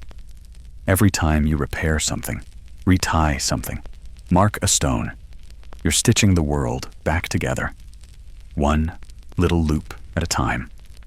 By afternoon, you reach a river, wide, lazy, lined with reeds and croaking frogs that sound like they've seen things.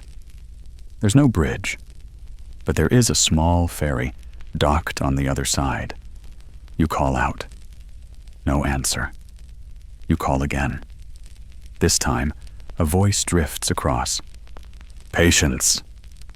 And there he is, an old man, rowing with the slow efficiency of someone who knows exactly how long people will wait. His boat creaks. The river sighs. The frogs fall silent as he approaches.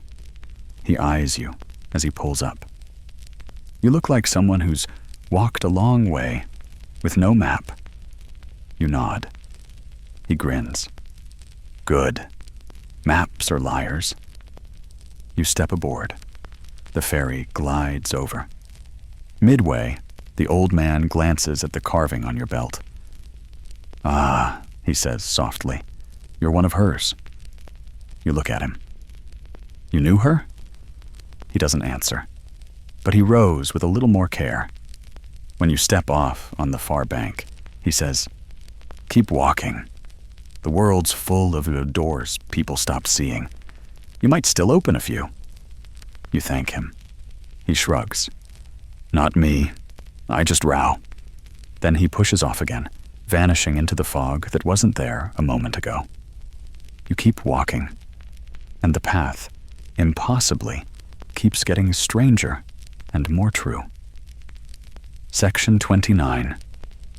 The fog lingers longer than it should. It clings to the trees, rolls across the ground like it's choosing where to rest, and somehow manages to be both dense and full of light. You keep walking, eyes straining to stay focused, boots scuffing along a path that might not even be there. But you trust it, not the fog, the walk.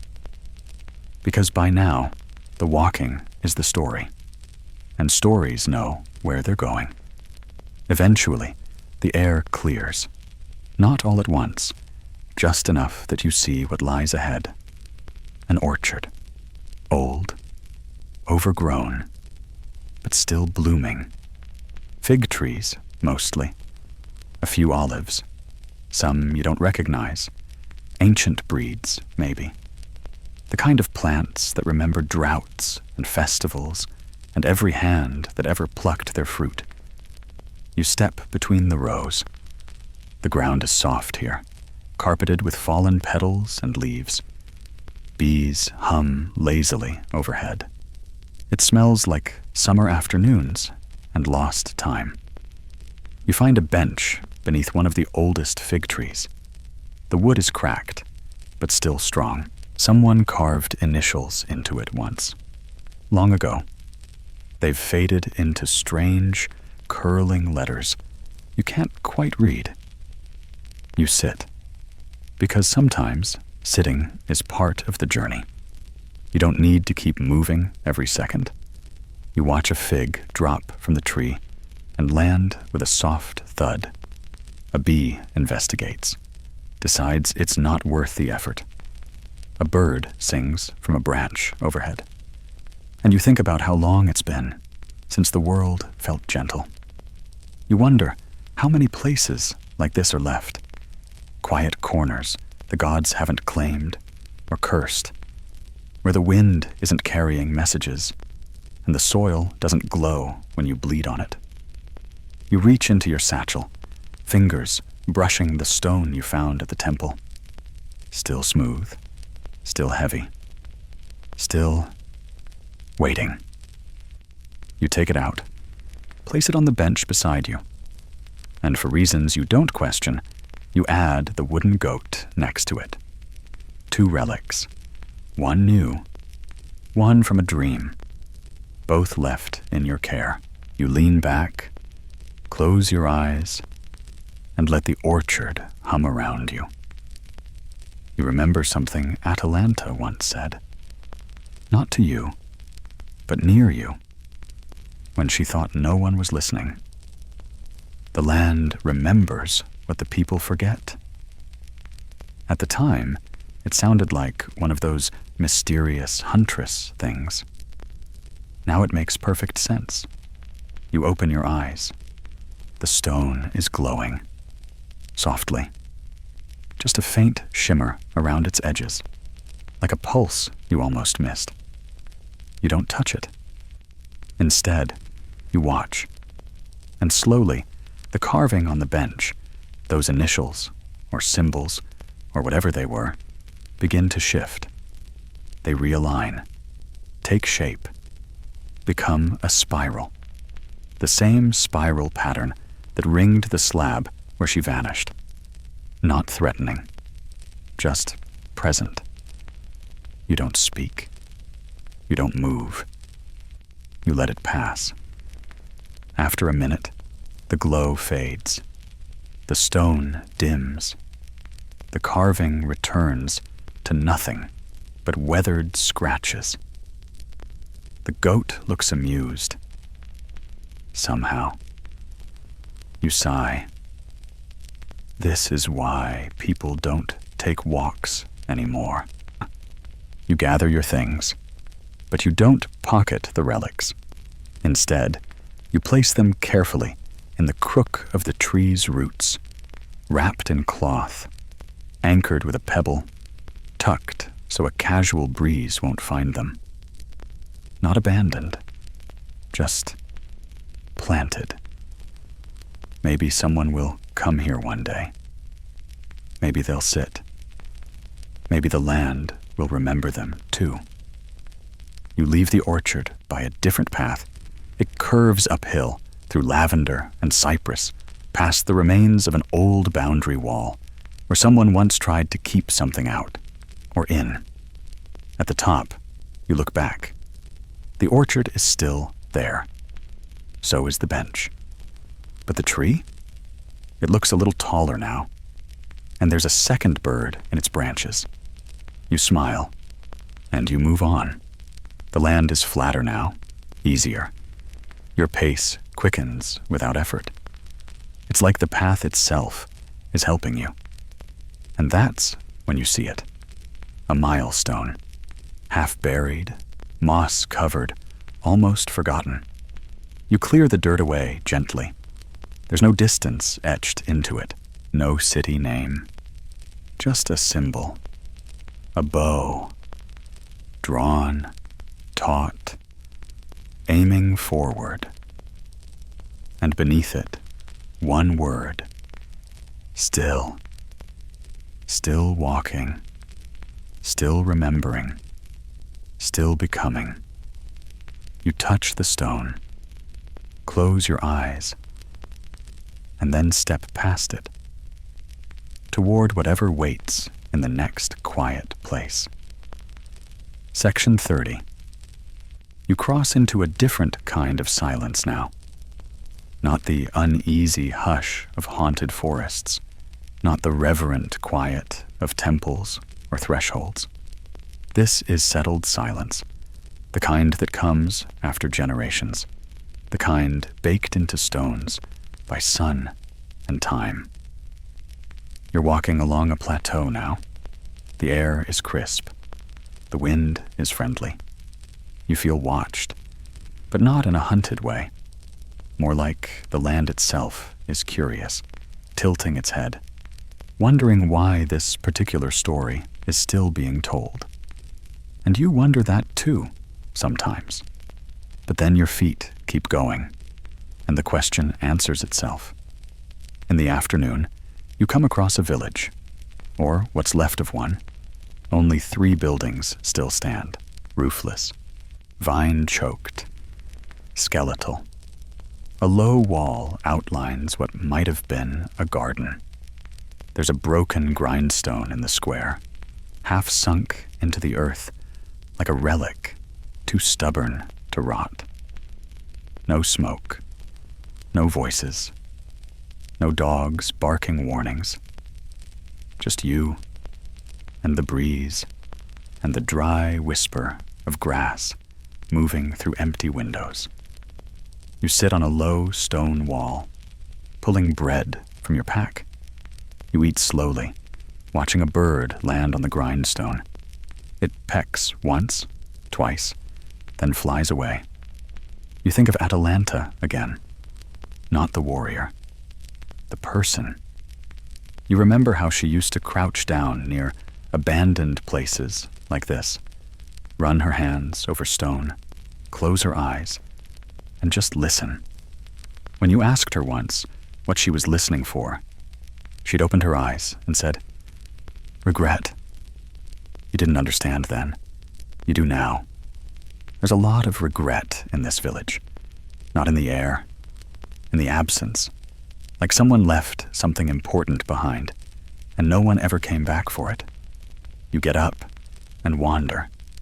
Carefully, you find a scrap of cloth snagged on a nail, so old it turns to threads in your fingers. A rusted pot. A child's clay whistle shaped like a fox. You pick up the whistle. It's cracked, but whole. You blow into it gently. It makes a sound. High, reedy, imperfect. But a sound. You smile. Even forgotten places have voices, if you ask nicely. You keep walking through the ruins. The sun lowers. Shadows stretch, long, clingy. You stop by what might have once been a shrine, just a hollow in the rock wall now, ringed with soot and melted wax. You leave the whistle there, not as a sacrifice, as a reminder. Someone lived here. They had music. You exit the village on the far side and descend into a valley you hadn't noticed on the way in. It's lush, like the earth is trying to make up for everything you just walked through. There are trees here, almonds and poplars, flowers in the underbrush, a little stream weaving like silver thread. You follow it. You always seem to follow water now. It's never led you wrong. You find a place to sleep beneath an old almond tree. Its blossoms are just starting to open, early for the season. You take one, just one, and tuck it behind your ear. You think of Sten. He'd have made a joke about it. You think of Makar. He'd have grunted and said it was too poetic. You think of Linos. He'd have written 3 verses about the symbolic resonance of it all. And then you think of her. and how she would have said nothing, but noticed. That night, the dreams come heavy. You're back in the woods. The real woods. The ones that never had names. You see her again, far away this time, running. You try to catch up. You always do. But when you reach the clearing, she's gone. Only the slab remains. Except now, it's broken in half, and something is crawling out. You wake with a start. The moon is overhead. The almond tree is still. The stream gurgles like it always has. But your heart is racing. You check your satchel. The stone you left behind is still gone, but the feeling it left, still with you. You stare at the stars for a long time, unable to fall back asleep. Some dreams are memories, some are warnings, and some are both. Section 31. You don't leave the valley right away. Some instinct tells you to stay one more day, like the land has something left to show you, something it didn't manage to whisper the night before. The air still feels heavy from the dream. That broken slab, that crawling thing. You tell yourself it was just nerves, memory playing tricks. But you also tighten your boots and double-check your knife, just in case. You follow the stream deeper. It curves through the trees like it's avoiding something. And eventually, it leads you to a strange clearing. Not large, not marked, just different. The grass here is too green, the air too still. The sunlight doesn't move quite right, like it's slipping sideways through an invisible veil. And in the middle, a stone, not a slab, a standing stone. Obsidian dark, smooth, and perfectly vertical, like it grew here. There are no carvings, no offerings, no birds. You approach slowly. The closer you get, the more you realize this stone is humming. Not loud, not threatening, just a low, pulsing presence. You touch it, and you're somewhere else. Not physically, but your mind jerks sideways into memory or dream or something in between. You're standing in the clearing again. The other one. The slab is still cracked. The trees lean inward, their branches like fingers. And in front of you, something is kneeling. Not Atalanta. Something else. Something new. Its form flickers. Woman, shadow, roots, flame. You can't hold on to it. Your eyes try to make sense of it and fail. But you feel its attention. It looks up at you. And though it has no face, you know what it's asking. Will you carry it? You don't speak. You just nod. And you're back. The clearing. The standing stone. Your hand still on the surface. But now, it's warm. You step back. Your legs are shaky. You breathe, slow and shallow, until the world rights itself again. And then you laugh. Just once. Because of course, you're now carrying something ancient and unknowable. Why not? It's not like your pack was full already or anything.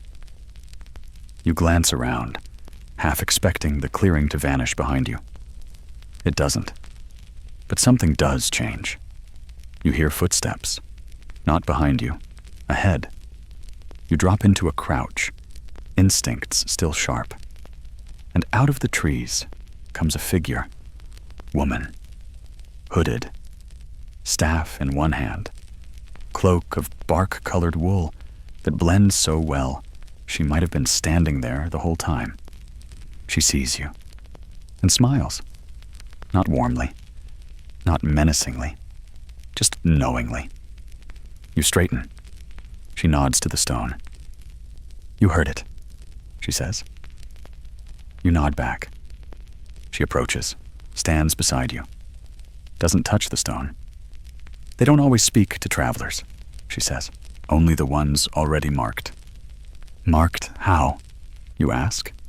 She looks at you, then at the goat carving on your belt, then at the almond blossom behind your ear, and she laughs. By accident, she says. Always by accident.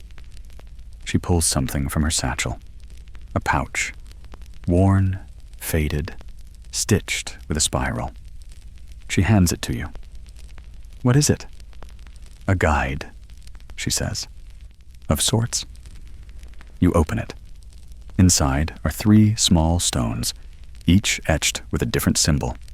A bow, a boar, and a flame. No instructions.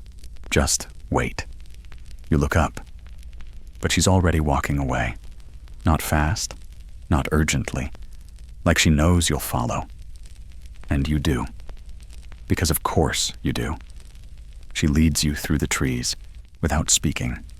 The wind picks up. The sky turns gray-blue, that peculiar shade between storms and song.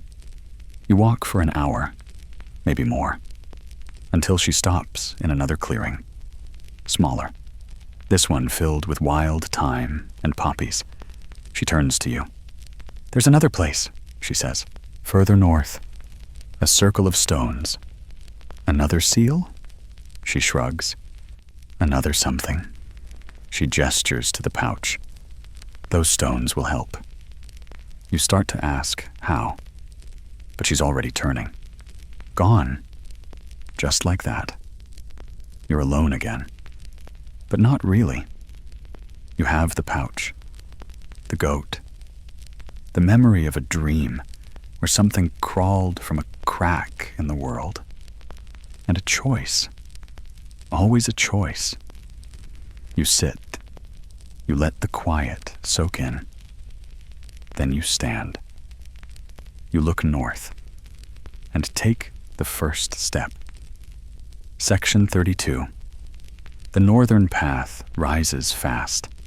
The land here is all spine and ribs, jagged ridges and deep clefts, like the earth shrugged centuries ago and hasn't settled since. Trees grow sideways. Winds whistle across the rocks like they're telling old jokes no one remembers the punchline to. You walk with care. The pouch hangs at your hip, the 3 stones inside shifting with every step. Bow, boar, flame. You don't know when you'll need them or how, but they feel important in the same way dreams feel important right before they slip away. And you're beginning to trust that feeling. By late morning, you reach a ridge and spot something unusual. A ring of standing stones. Exactly where she said it would be. But it's not what you expected. The stones are short, waist high, some even lower. Rough, covered in moss, arranged in a rough spiral rather than a perfect circle. Not symmetrical, not orderly, not sacred looking. You approach anyway. Each stone is different. Some lean like they're tired. Others have deep grooves, intentional carvings, or just centuries of wind. Historians still argue about these kinds of formations. Are they markers? Burial sites? Places of power? All you know is your pulse picks up as you step inside the spiral. And the wind dies. Not a breeze. Not a breath. Nothing. You're in a pocket of stillness now, and your skin knows it. You reach into the pouch. The stones don't glow. Don't vibrate. They hum, subtly, like they're tuning to something just below hearing. You crouch and place them, one by one, into the moss. Bow, bore, flame. You sit. You wait. And the earth begins to shift. Not violently, not even visibly, just subtly, like a breath held. The moss curls slightly. A few ants change direction. And then you hear footsteps.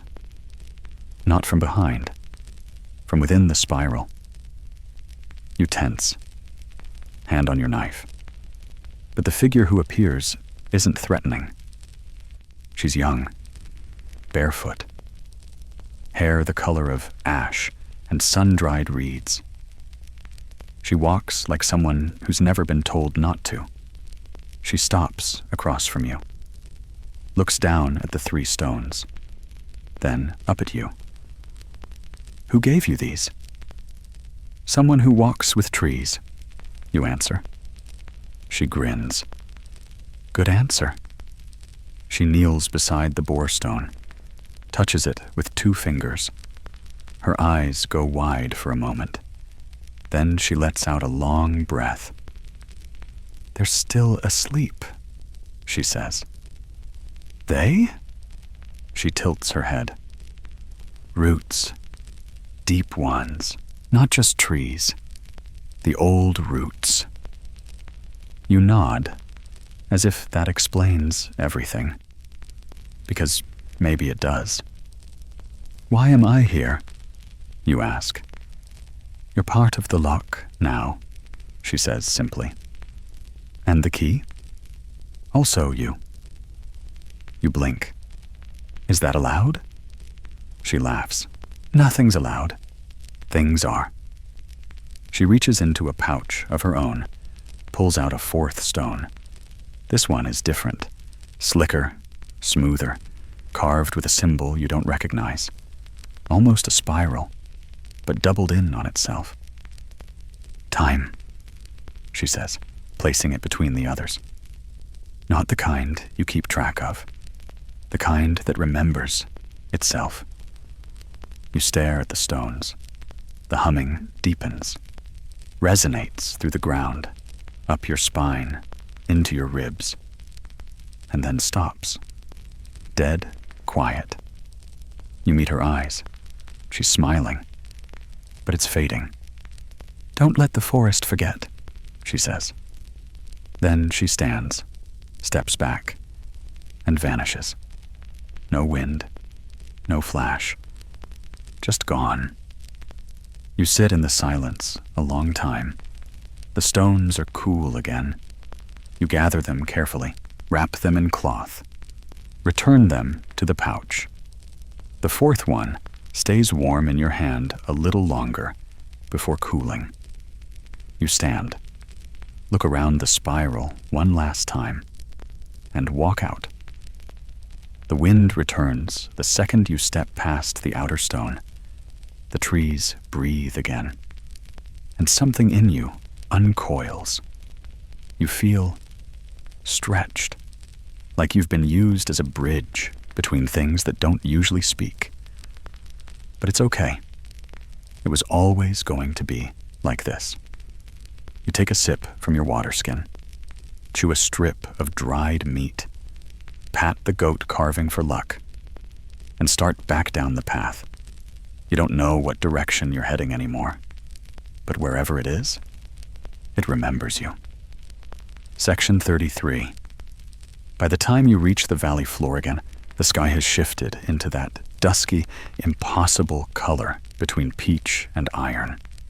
The light looks painted, like the gods got sentimental and started smearing sunset across the hills with their fingers. You don't say much, not even to yourself. Some silences deserve to stretch a little longer. You make camp under a wild fig tree, its branches hanging low like arms that want to hug but don't know how. You collect kindling without thinking. Arrange the fire the way you always do now, like a little ritual stitched into your bones. The stones stay in their pouch tonight. You set it near your bedroll, but you don't touch them. They've done enough today. Or maybe you have. You're almost asleep when you hear it. Footsteps. Again.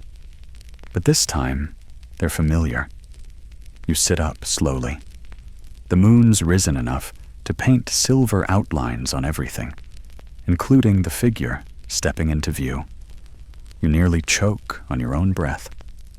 Because there she is, Atalanta, hair braided, bow on her back, smiling like she knows something you don't. You blink. "Hi," she says. You say nothing. You're trying to decide if you're still asleep, or if the gods are feeling sentimental too. "You left the charm," she says, nodding toward the roots of that tree near the door in the cliff face. You nod, slowly. "Thank you," she adds, like you lent her a cloak or helped her move a couch. "You're not gone," you finally manage to say. She shrugs. Gone is a shape, not an ending. You stare. "That's incredibly unhelpful." She grins. "I know." She sits beside your fire, cross-legged, pulling her cloak around her. The fig leaves rustle like gossip overhead. You're both quiet for a while. Finally you say, "Was it worth it?" She looks at you and says, "Yes." No hesitation, no mythic thunderclap to underscore the moment. Just yes. You nod. You believe her. Then she turns her gaze toward the hills. "There's still more out there," she says. "I know." She reaches for something at her side, pulls out a carved token. Wood, twine, a simple shape, a boar. Not snarling, not charging. Still. She places it in your hand. "It's yours now," she says. "Wasn't it already?" She chuckles. "Not officially." You glance down at it. It's smooth in your palm, warm, familiar, like memory made solid. When you look up again, she's gone. No rustle, no farewell. Just a faint warmth beside your fire where she'd been sitting. You lie back down slowly. The sky's even darker now. The stars have come out in force, crowding the heavens with quiet stories and old regrets. You hold the boar token close and sleep without dreaming. The next morning, you wake before the sun. You rise, pack, tuck the token in a safe pocket, touch the goat carving once for luck. Then you start walking. And even though you've walked through curses and slabs and myth and madness, this stretch feels different. Not lighter, but clearer. Like a story that knows it's close to the end, but still wants to walk every step of it with purpose. By midday, you reach a ridge where the wind is strong and the grass leans westward like it's tired of facing east. You sit for lunch and you write something in the dirt with a stick. She stayed, so we could go. You stare at it a moment longer, then erase it. Not because it wasn't true, but because you don't need to remember it that way anymore. You carry it now, and that's enough. Section 34. The wind carries you west now. You don't question it. The path is loose, but certain, the way a story knows when to circle back to the beginning. Not for repetition, but for closure. Every step crunches dry grass underfoot. Each breath tastes like lavender and soil. And overhead, the clouds gather, like a crowd settling in for the last act. You start to notice signs again. Not omens, exactly. Just echoes. A mark on a tree, nearly weathered away, that matches the spiral etched into your newest stone. A bird call that mimics the cadence of Linos's old song. A patch of wild flowers, arranged in the shape of an arrow, pointing forward, not laid out by hand, just grown that way. You take these as nods from the world. Little acknowledgments. Yes, you're still walking the right way. And then, just before twilight, you crest a familiar rise and stop. You've seen this place before. The long slope, the broken fence, the half-sunken shrine under the oak tree that leans like it's listening. You're back near Caledon. Not inside it, not quite, but close enough to feel its heartbeat. You don't head to the city. Instead, your boots carry you straight toward the one place you haven't dared return to. The clearing. That clearing, where it all ended, and began, and broke, and bloomed. You step past trees that still remember you. Their branches don't twitch, don't whisper, but there's a charge in the air, like they've been waiting to see what kind of person you'd become. And then you're there. The slab is still cracked, still split, but no longer glowing, no longer humming, just there, like a grave that isn't sure who it's mourning. You approach slowly. No ghosts rise, no voices speak. You crouch beside it and place the new boar token on the stone. The old one, the one she buried beneath the roots, was left behind. This one is yours now. A new shape for an old memory. You place the spiral stone beside it, and then the goat carving. You're not performing a ritual, you're just acknowledging one. Something changed when you took that last turn westward. You feel it deep in your sternum, like the earth rearranged its bones slightly to make space for your story. And now, you're finishing the circle. You stand. Step back. Look around the clearing. There are still scars here. Scorch marks, gouges in the stone, the strange tilt of the trees, like they were once pushed away by an invisible explosion. But there are also new shoots of green. Small flowers sprouting through cracked stone. Even a sapling growing at the edge of the slab. You crouch beside it. Touch its thin trunk gently. It's an oak. Of course it is. You sit beside it until the moon rises. The stars blink on, and the clearing breathes with you. You think about what to do next. You could go back to the city, check on Sten's tavern, see if the goat's still chewing furniture. You could go north again, follow the coast, find the places the land still keeps secret. Or you could stay here, watch the sapling grow, keep this space tended, safe. Let it become a new kind of sacred. You don't decide. Not tonight. Tonight, you just lie down, staring at the moon through the branches. And for the first time in a long time, you feel like you've arrived. Not stopped. Not given up. Just, paused. And that's enough. Section 35. Morning creeps in gently. No thunder, no omen, no flaming bird overhead demanding tribute. Just light, soft, and gold, seeping through the leaves like honey through cheesecloth. You open your eyes and find the clearing, still there, still quiet, still yours. The sapling beside you has caught some dew on its leaves. It sparkles like it's proud of something. You sit up, stretch slow, and breathe in. And for once, your chest doesn't tighten. You take stock. The pouch still holds its stones, bow, boar, flame, and now the spiral. The goat carving's a little scuffed, but still hanging from your belt like a stubborn tag-along.